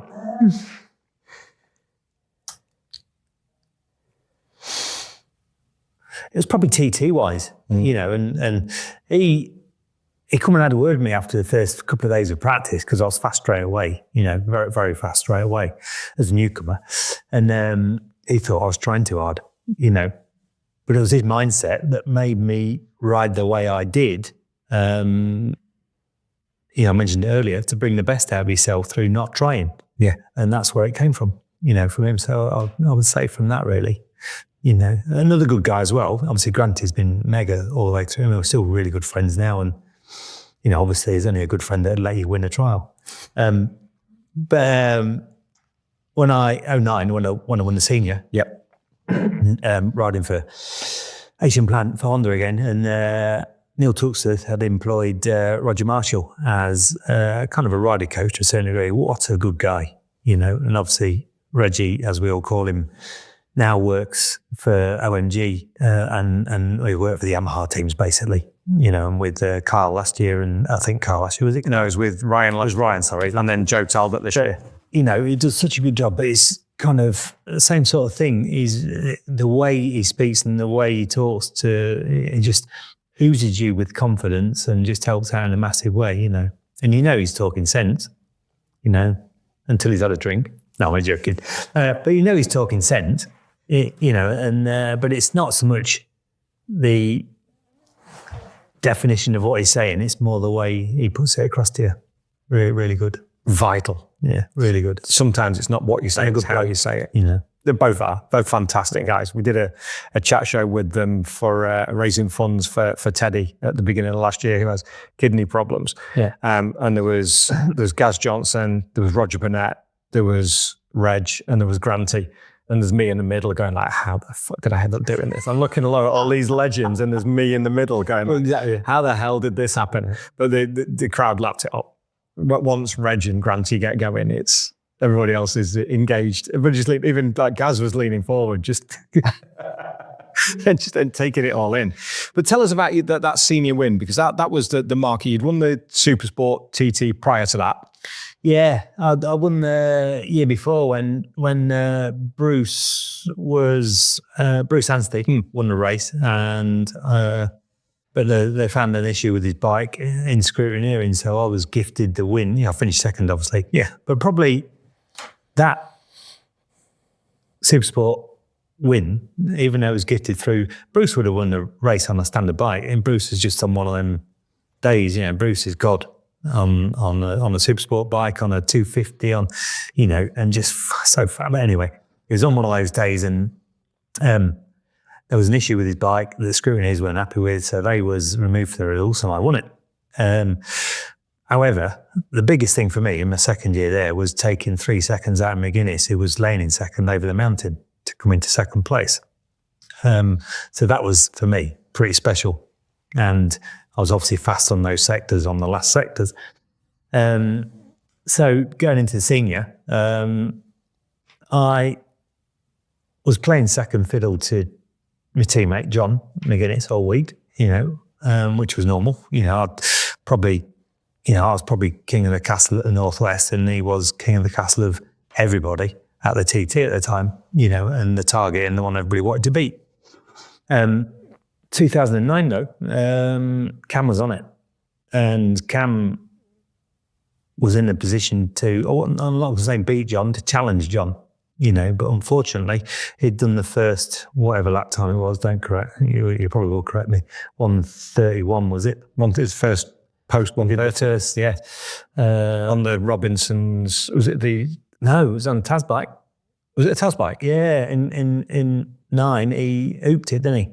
Yes, he did. But anyway, he was the first person to do the 31, I think. Well, anyway. Yeah, he was, yeah. John had better than I would.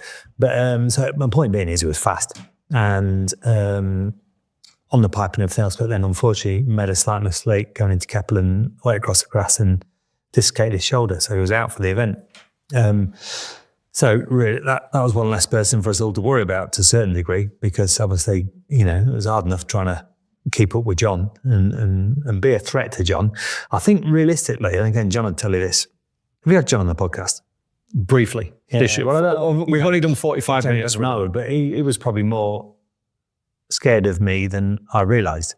Obviously, I was faster than North, and short circuit and everything else, but I never even once thought he'd ever think I was ever going to beat him at TT, because that was his thing, and rightly so. But he controlled the first race, whatever it was called, Superbike race in 09. Great on the podium. I think it was me, Guy, and John on the podium with that one. I don't even know where I finished, but John won it. And mega, probably one of the best podiums I ever stood on, because Rossi and Ago gave us the trophies and the garlands, and that's fabulous. And then as the week went on, I was kind of playing second fiddle and finishing fourth place. I think both Supersport races, fourth place, anyway. But I was really struggling to. It's tough at the TT to be fast at the start. For me, it was, because it's not mass start. You're kind of trying to sight yourself up, get yourself ready. Nothing's up to temperature, until you get really to 3 miles out. 2 or 3 miles out. So you're a little bit paranoid about that. You don't want to make any mistakes and so on. So I was finding it hard to be quick from the start. The problem is now, and especially moving on from them, because that's quite a few years ago, if you're not on the pipe on the first 3 miles, you ain't going to stand on the podium. That's the difference now with a TT. And Tux had been giving me a little bit of it, not earache, but having a few jibes and about being slow on the first few miles, and rightly so. Yeah. I'm a paid rider, so for the senior, I was fast and I did my best. First sector by a long way. And so was John, and John was faster than me, but I was keeping him honest, you know. Anyway, John will probably tell a different story. He was just riding within himself and everything else, which John always does at the TT. You know, he's the king of not taking risks and so on, still riding fast. But luckily for me, I came in for my second pit stop, end of lap 4, and the guy said, John's out. I said, no. I said, is he all right? They said, yeah, he's broken down. Didn't say where, didn't give me the detail. I wasn't really listening anyway. I said, oh, cool. Anyway, that was it. So then I come out of the paddock, and then I was obviously into P1. It was the longest 2 laps of my life. So it was a tough last couple of laps because he was paranoid about, you know, anything going wrong. He's trying to keep silky smooth, not trying to go fast in any particular place or make time up, should I say. And he didn't want to come across anybody. Oh, it's just, you're paranoid, you really are. And I come up out of over the tram lines, over the mountain, just past the bungalow, and my old man was there giving me a pit board. In P1, you know, and plus whatever it was, and so on. I'm thinking, bloody, I'm not far to go now, and you just didn't want to think about it even. So you don't want to lose concentration, obviously. And then made my way all the way down to the Craig and come out of there, and mate, everybody's shouting and cheering, and bloody hell, mate, I can't tell you what the feeling's like. And then of course you get through all the shitty bit, the last part of the lap, you know, through governors and out and everything else without making a silly mistake, and just I was just making sure I was concentrating so hard and not getting distracted. So it was really tough to bring it over the line and obviously get the win. And mate, I can't explain to you what the feeling's like. I just can't. No, it's just incredible, unbelievable. But the penny doesn't drop straight away. Like, rewind to what I was saying about earlier. The penny doesn't drop because obviously, you know, well, not obviously. You're coming back down the return road and you're into the winners' enclosure. The team's there. You know what I mean? It's all mega, and you know, and credit to them as well as all my guys, you know, Stu and all them. But anyway, and Gorfty was one of those. We mentioned Adrian Gorfty earlier. Yeah, did a great job as well. It was obviously a good time. But then, obviously, as soon as that happened, boom, you're off. You got the presentation, you got interviews, you got to go up to the podium, which is still great. You know, I'll get all to there, and then straight to hospitality to do your chit chat, and which was brilliant, you know, because there was some very nice, very special people in there. Rory Walker, wonderful, which, you know, he came up to me and congratulated me and everything else. And honestly, I'd never met him, or I might have met him once just to hello or something. And the man knew everything about my career. Unbelievable. He was just, what a professional. You know, not just a professional, but what an addict of motorsport. Just what a love. Man, honestly, it just blew my mind how much he knew about me. And that was so special. And then obviously, and away you go from there for doing various bits to the press room and so on. So my point is, you're flat out, and obviously that's the last race, senior, Friday night. So then I'll move on from there. You go get showered up, and then you come back, and then they had a big presentation outside the back of the press office, you know, across all of not the fan park, it was the bar area then. Yes. And so on, which is a big, and that was it. And they finally managed to get sneaked off back down to the motorhome, and my dad was going down to Queen's for a pint. I said, I'll walk down to meet you. And I probably told you before, but, you know, I've walked from the back of the paddock all the way down to Queen's. And probably cried most of the way because the penny just finally dropped of what I just achieved, you know, and what a special time it was. And that was it, yeah. Unreal. Pretty special. When did you set the sector times over the mountain? Funnily enough, I did them both in the Superbike race on the first race day, yeah. The second of... I was nowhere near as fast in the... not nowhere near, but I wasn't as fast in the senior race because I didn't have to be. Didn't it? Yeah. That was something that was pushed a couple of years ago. It might have been last year, not last year, the year before. And that's not saying I could have got... No. I'm not saying that. No. But this was something that was pushed in the commentary of 2023, the TT Plus commentary. Oh, he could be on for a lap record. He could be, and you kind of sat there going, he doesn't need to. No, that's right. Why would he do that You only do a lap record when you need to. Icky's always publicly said he'll go fast enough to win. That's it. That's all you need to do. You know, which is the only really mindset to have at the team, unless you're only going for a lap record, which not many people do. But you know, I had no real intention of going back to the TT after 09. However, in the end, with the way everything worked out for 2010, I was open to being back in BSB on the superbike. Yes. And not do the roads. Funnily enough, with Taz Racing, but it didn't happen for various reasons. You know, I wanted it to happen. But anyway, it didn't happen. So I agreed to ride the British Superstock and the roads again for Honda. And obviously I never raced at the TT because I hurt myself at Thruxton, but yeah. But I had no real intention because the job was done. Yeah. And I thought, and the reason I was telling this, the only reason I wanted to go back in 10 was to go for the lap record. Wow. Yeah. That was the only reason. But I didn't go because obviously I badged myself at Thruxton. Yeah.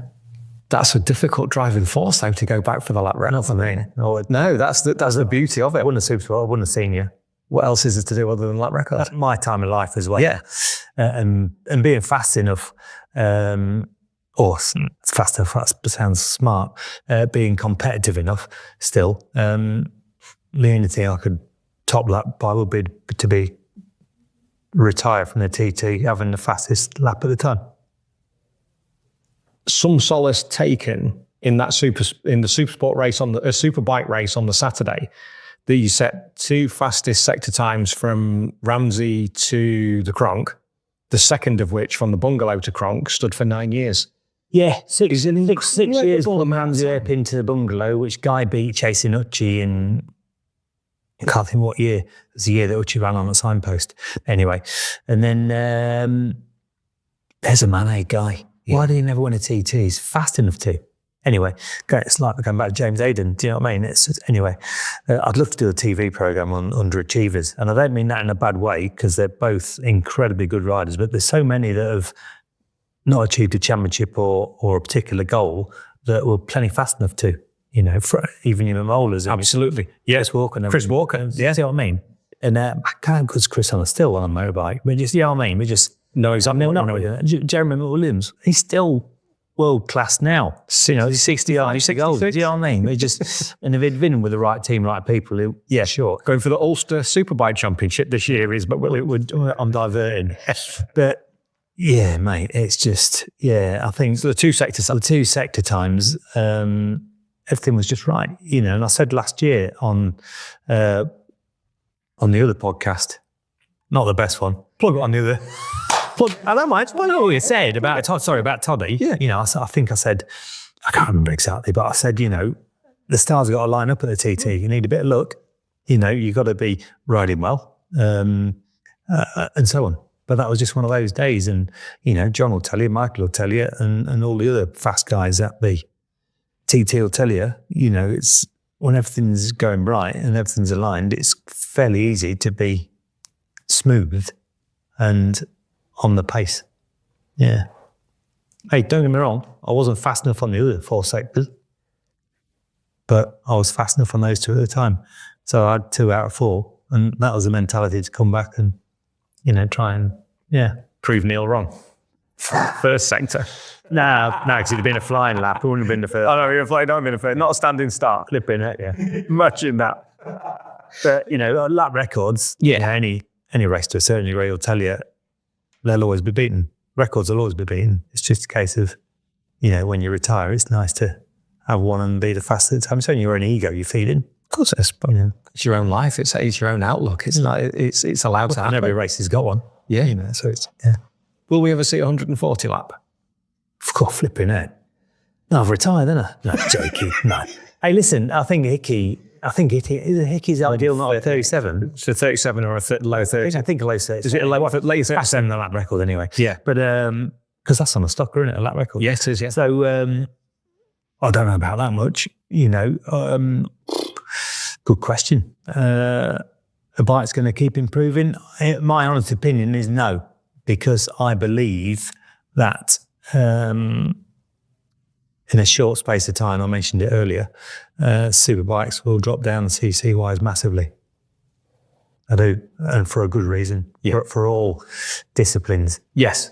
You know. It's not beyond the realms of possibility that soon you'll become the next-gen Supersport.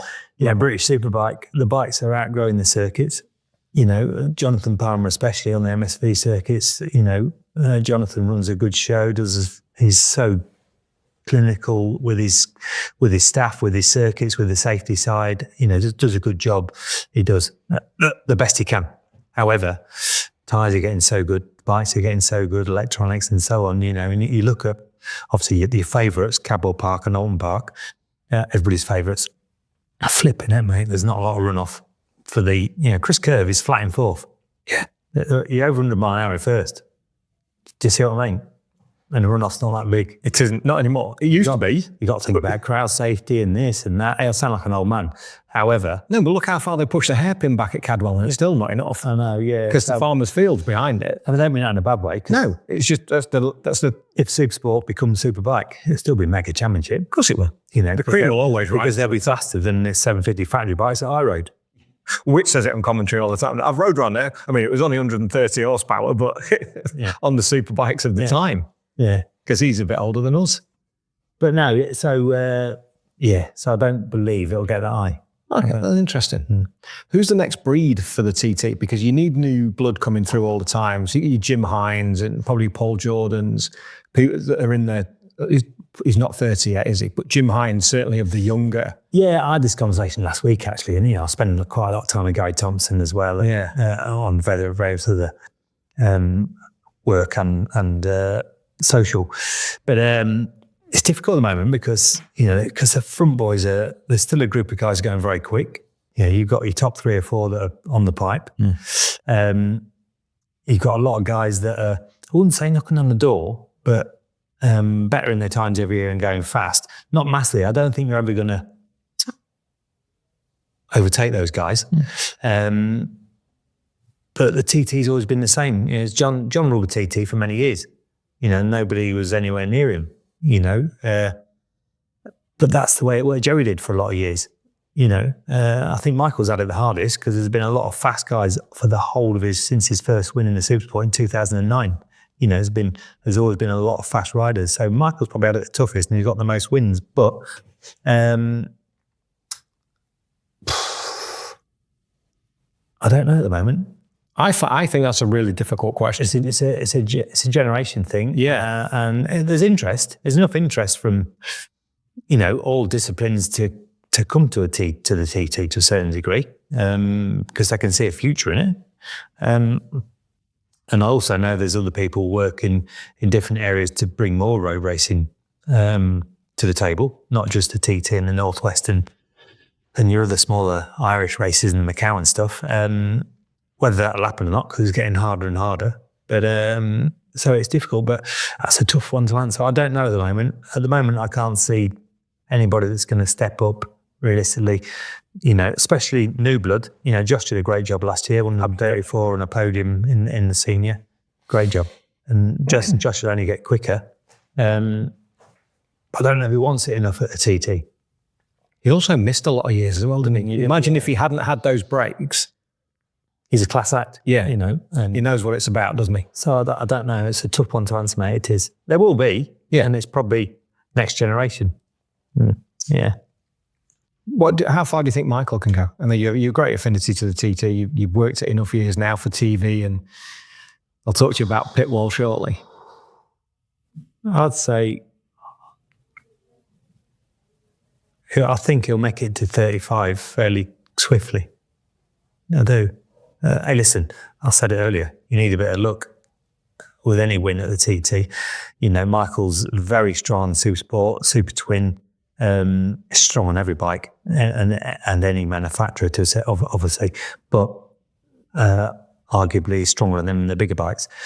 But you wouldn't bet any money against Michael on Super Twin and Supersport next year, would you?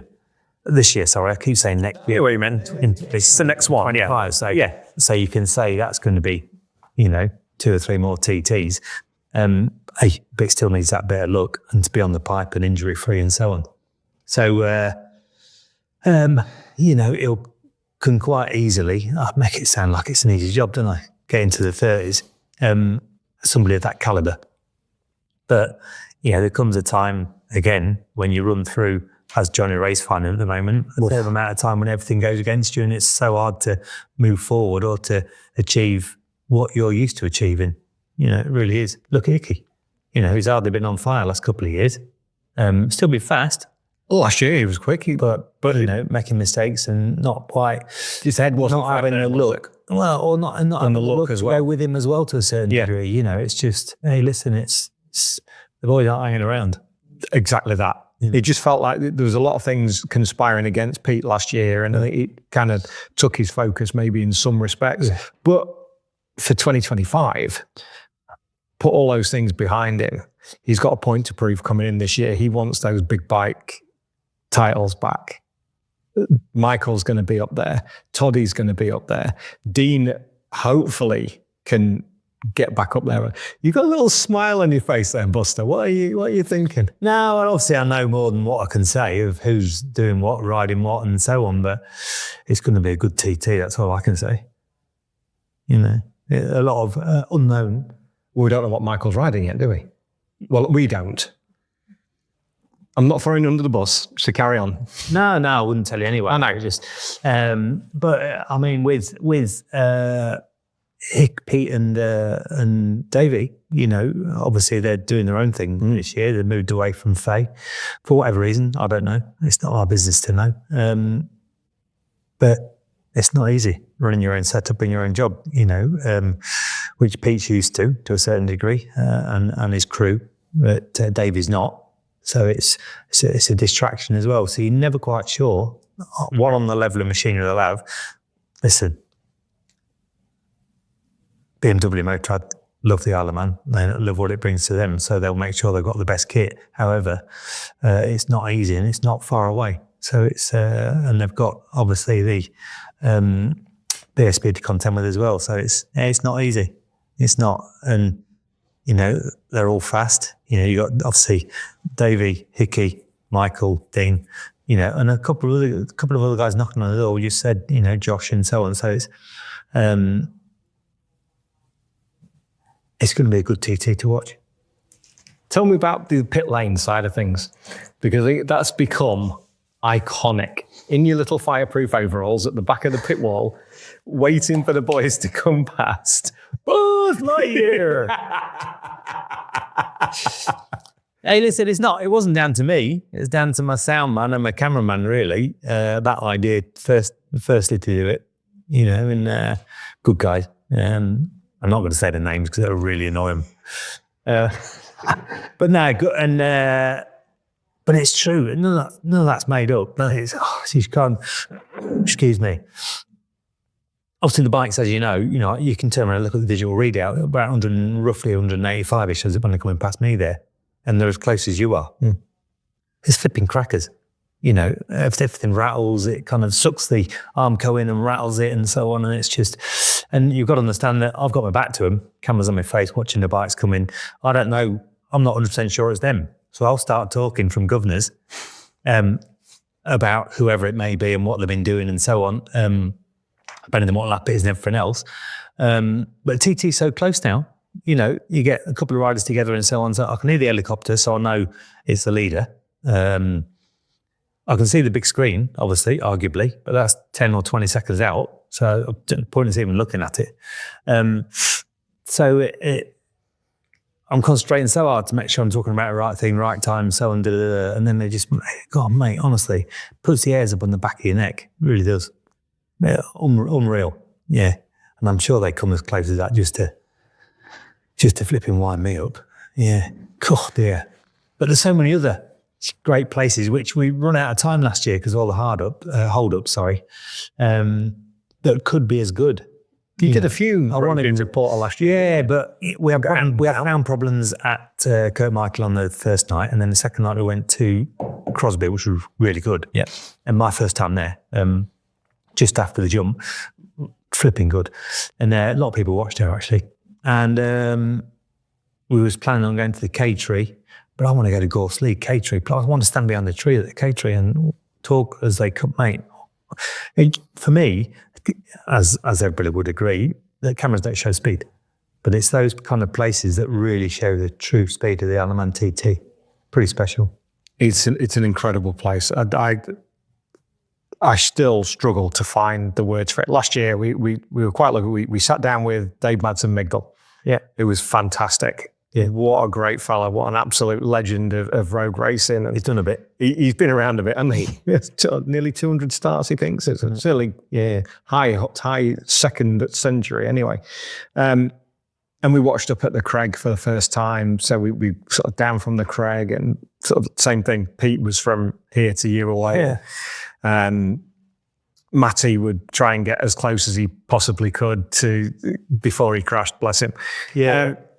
But when you go to those places, do you still get excited about it? Do you still get the feel when you go out to the places, when you get the chance? I very rarely get the chance, only through the last couple of years. Only really those on the TV side, yeah. Because you've always generally tended to be in the paddock side or the area, because for obvious reasons. And there aren't that many cameras around the TT course. You know, they want more and more all the time, obviously, because the coverage is getting better and better, especially now it's live. But it's just, they want more cameras. But so I've never really watched. I've watched very little because I've either competed there or worked on the TV since.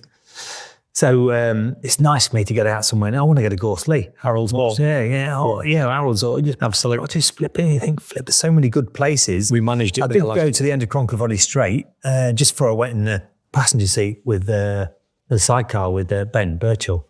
And I thought I'd just try and get out a little bit and have a look, and it fascinates me, the sidecar job anyway.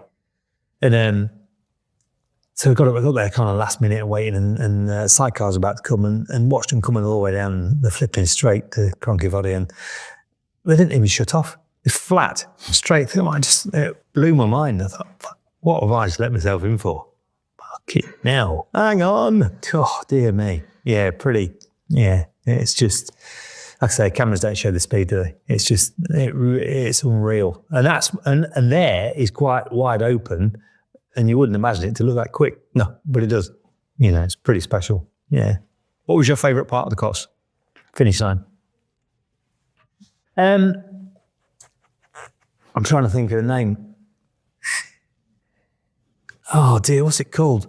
Slipping neck. Where is it? Left-hander after the Craig. They changed it. First year I Hilbury. Oh no, it was one before that, isn't it? Before it, yeah, that's the right-hander. Left before it. It used to be a 90 left. Oh, mate, come on. You're supposed to be a TT expert. I can't remember what it's called. I can't remember anything. Does it begin with K? I can't remember. Oh, I don't know. You got me at it now. So you come down, obviously you come down the Craig, you drop in downhill all the way, fastest part of this course on the Revler. So you go left down to Hilbury, through the right, over the way onto the sidewall. Brandish. And it was obviously a lot sharper until they changed it for the 07 season, my first year. So, and it was like a billiard table. God, man, it's just down one gear and flat. It was so fast. On those bikes, then. And God, it's so good. And of course, it was new to me, so I was really fast there. I was new to Embury, sorry. But so I was really fast there. But it's probably, I obviously loved and clicked very, very quickly with from Ramsey Epping to the finish line, really. Yeah, very quickly.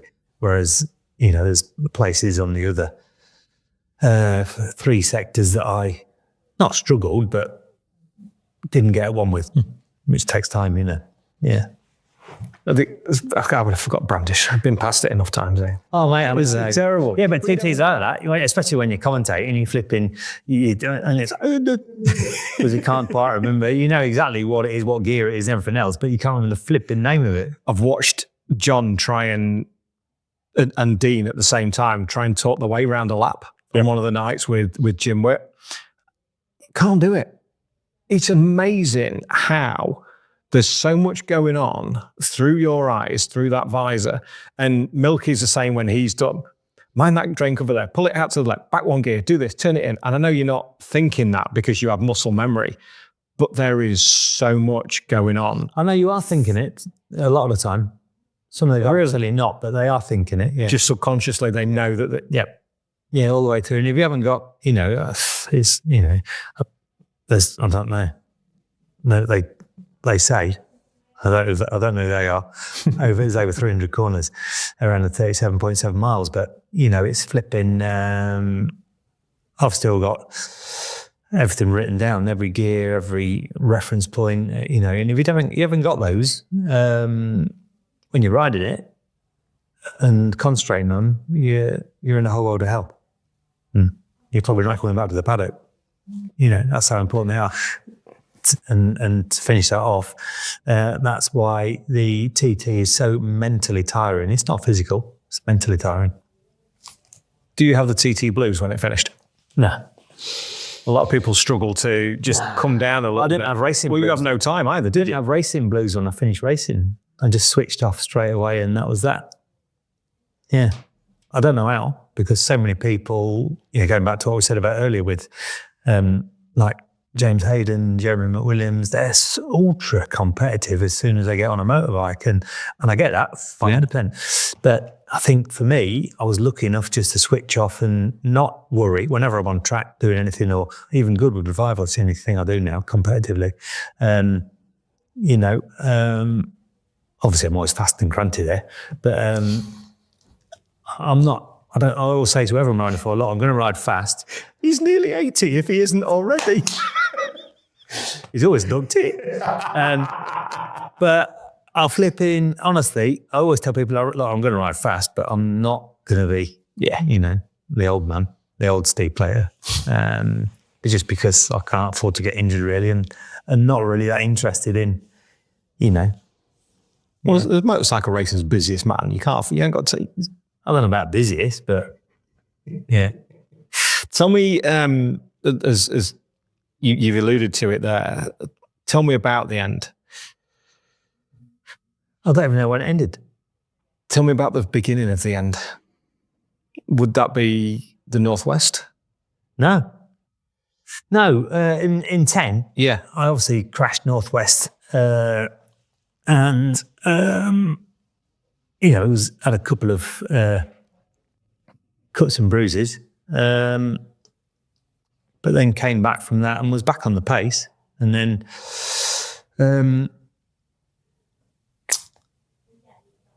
that was 10, and then 11, I was back with TT Legends World Endurance, and riding the Clive Paget in Supersport British Championship, and crashed at Church at Crookston, high-sided, on a drying track, wet track with a drying line. And it was one of those things, and daft it sounds, I think I was 4th place or something, anyway, somewhere there. And had settled for that position. I just passed Christian in, I think, and had settled for that, thinking just bring it home. There's 3 laps to go, I think, and I was going straight to the airport and to the TT for Honda. And massive eyesight, and didn't even hurt when I landed, because I landed on the grass. But then got tangled up with some bikes, and bikes ran over my arm and bits and bobs, which was my fault because I crashed in some, I think. Yeah, and severed a load of nerves in my arm. Well, some nerves, not loads. So I did quite a bit of damage, which cut me out for the TT, of course. And then I still come back after then to do bits and bobs with more a bit of a test, and then sort of started thinking, you know what? Doesn't really matter. My last British Championship I won, my last TT I won, my last 5 Northwest I won, and my last Macau's I won. Maybe it's time to stop. Some don't have that presence of mind. No, don't get me wrong, it's far from easy, going back to what we were saying about even imagine Jezza and Pete, and everybody else. And because it's not just, it's the ego side as well as, but I'd never, ever been interested in just riding. If I can't win, I'm not interested. And that's why it shocked me so much just to be able to turn a switch and not be competitive anymore with anything, really. It's just, I think it's because I had so many years of pressure, and but also I'd achieved everything I set out to from a very late age starting. I set out and achieved everything that I kind of wanted to. Not everything, that's the wrong thing to say, but the majority of things that I ever wanted to do. So, do you know what? It's been all right. If you can be comfortable in your own skin and look back on what you've done. And you were a true brickie as well. I know John was a brickie, but you were a brickie. Yeah, I went back on the trail in COVID. Did you? Keep your hand in? No, a good friend of mine, he's passed now, bless him, Paul Donahue, is a brickie in his day, a little bit older than me he was, but in his day, but he was a site agent who I worked underneath, but he's a really good mate. You know, we had mini diggers together and just a good mate. And when I was still working and racing at the beginning, you know, I'd be only there till Wednesday and he'd pay me a full week, and so as a sponsor, but he's just a real good mate. We spoke every week, minimum, you know, and more than that. And a proper character and a proper good guy. And he rang me, and his daughter, Leanne, at the time, she works for Morton's Media. You know? Okay. Yeah, and photographer. But she's lovely. But he was putting a second story extension on her house. He said, "Hey, what are you doing?" I said, "Mate, nothing." I said, "Everything's stopped. COVID, you know, everything's just completely bang on." He said, "Oh, so I'm doing this job for Leanne's place." He said, "You fancy getting your trail out?" I said, yeah, right. Why not? Yeah, I laid a brick for a while. Anyway, going down and jumped on with another brickie as well. Banged that up. And all the trades and sites said, "Oh, we've got this other job in Spilsby. Do you want to come down?" So I went and did that, and then another job and did that. And I was like, "Oh, hold on a minute, she's there full time." I enjoyed it because you know it's not full time and you're going to be going on forever. Good crack, good bit of banter, and yeah, it was all right. Yeah, brilliant. Back wolf whistling and everything. It was great. Again, something else we're not allowed to do anymore. No, liberal now. Now we've covered your career, I've got a couple of randoms that we've not done these for a few episodes now, just to round the episode off. Not guilty. All right, I'll cover that one out. What's your favourite thing about you? About me? Yeah. And again, you can use these for your podcast if you like. I don't mind. Pritch is probably furiously writing shit. I can't get that pen out there, man. Hey, that's a tough one. I don't know, really, because I don't like talking about myself. Well, apart from... I'm like... This is a podcast about you, Buster. I think... I don't know. But it's probably nothing to do with racing, really. It doesn't have to be. It's more... I think being at ease in... I'm through my career, I've always kept my old mates close rather than the paddock. So I like that. You know, I'm kind of a little bit old-fashioned that way, and I'm at ease in their company. And, you know, and I'm at ease in anybody's company to a certain degree. Not a lot worries me, particularly. Obviously, things wind you up, of course I do. Yeah. But in general, not too much worries me, and I don't take life too serious. It's a nice way to be. And that's probably my biggest asset to a certain degree.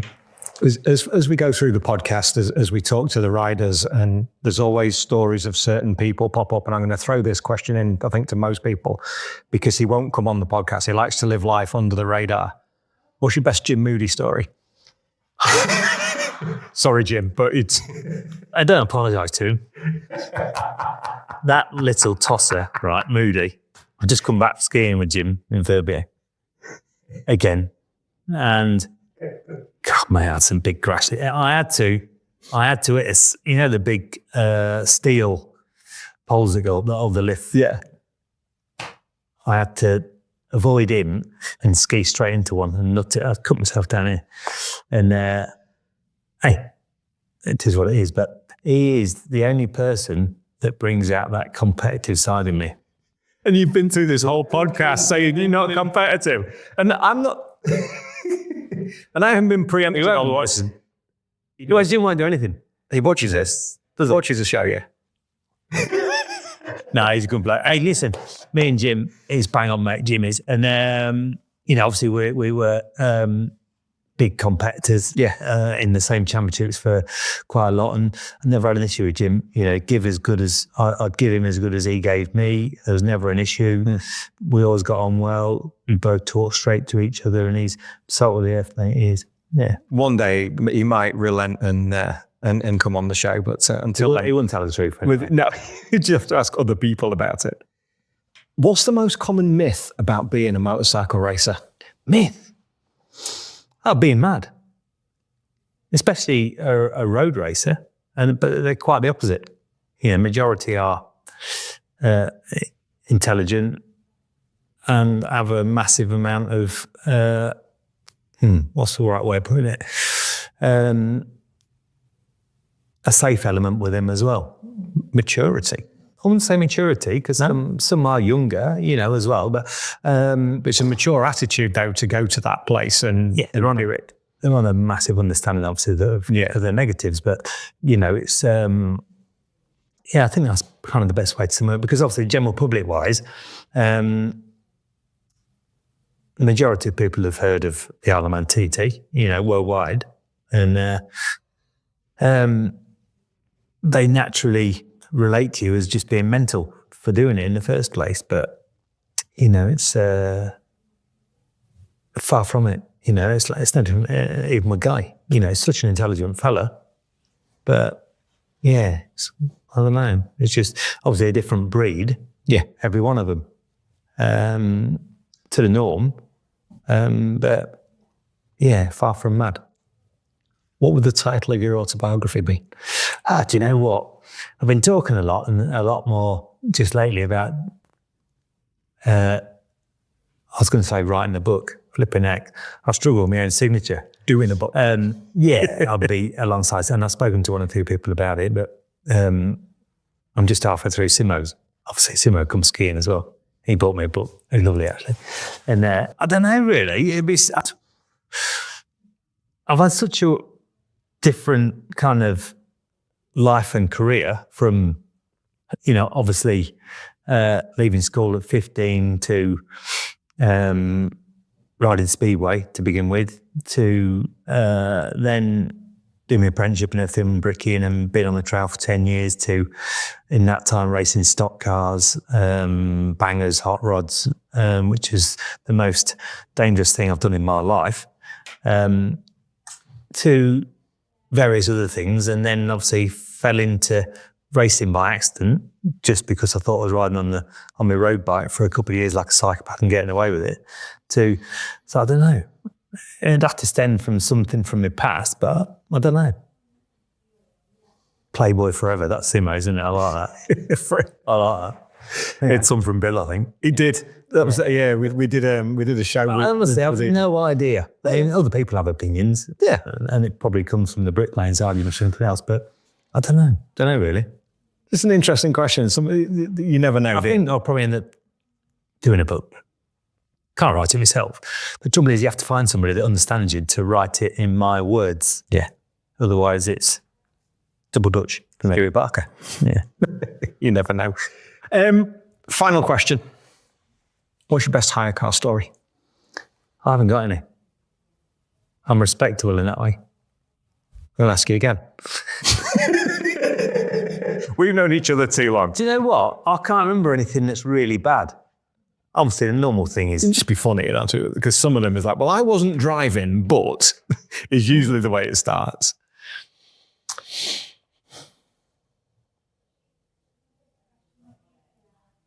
Ladies and gentlemen, Steve Plater is now filtering out the ones that he can say from the ones that he... No, I haven't.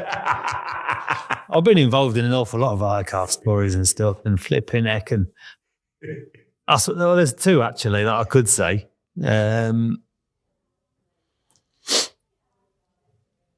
Right, here's one.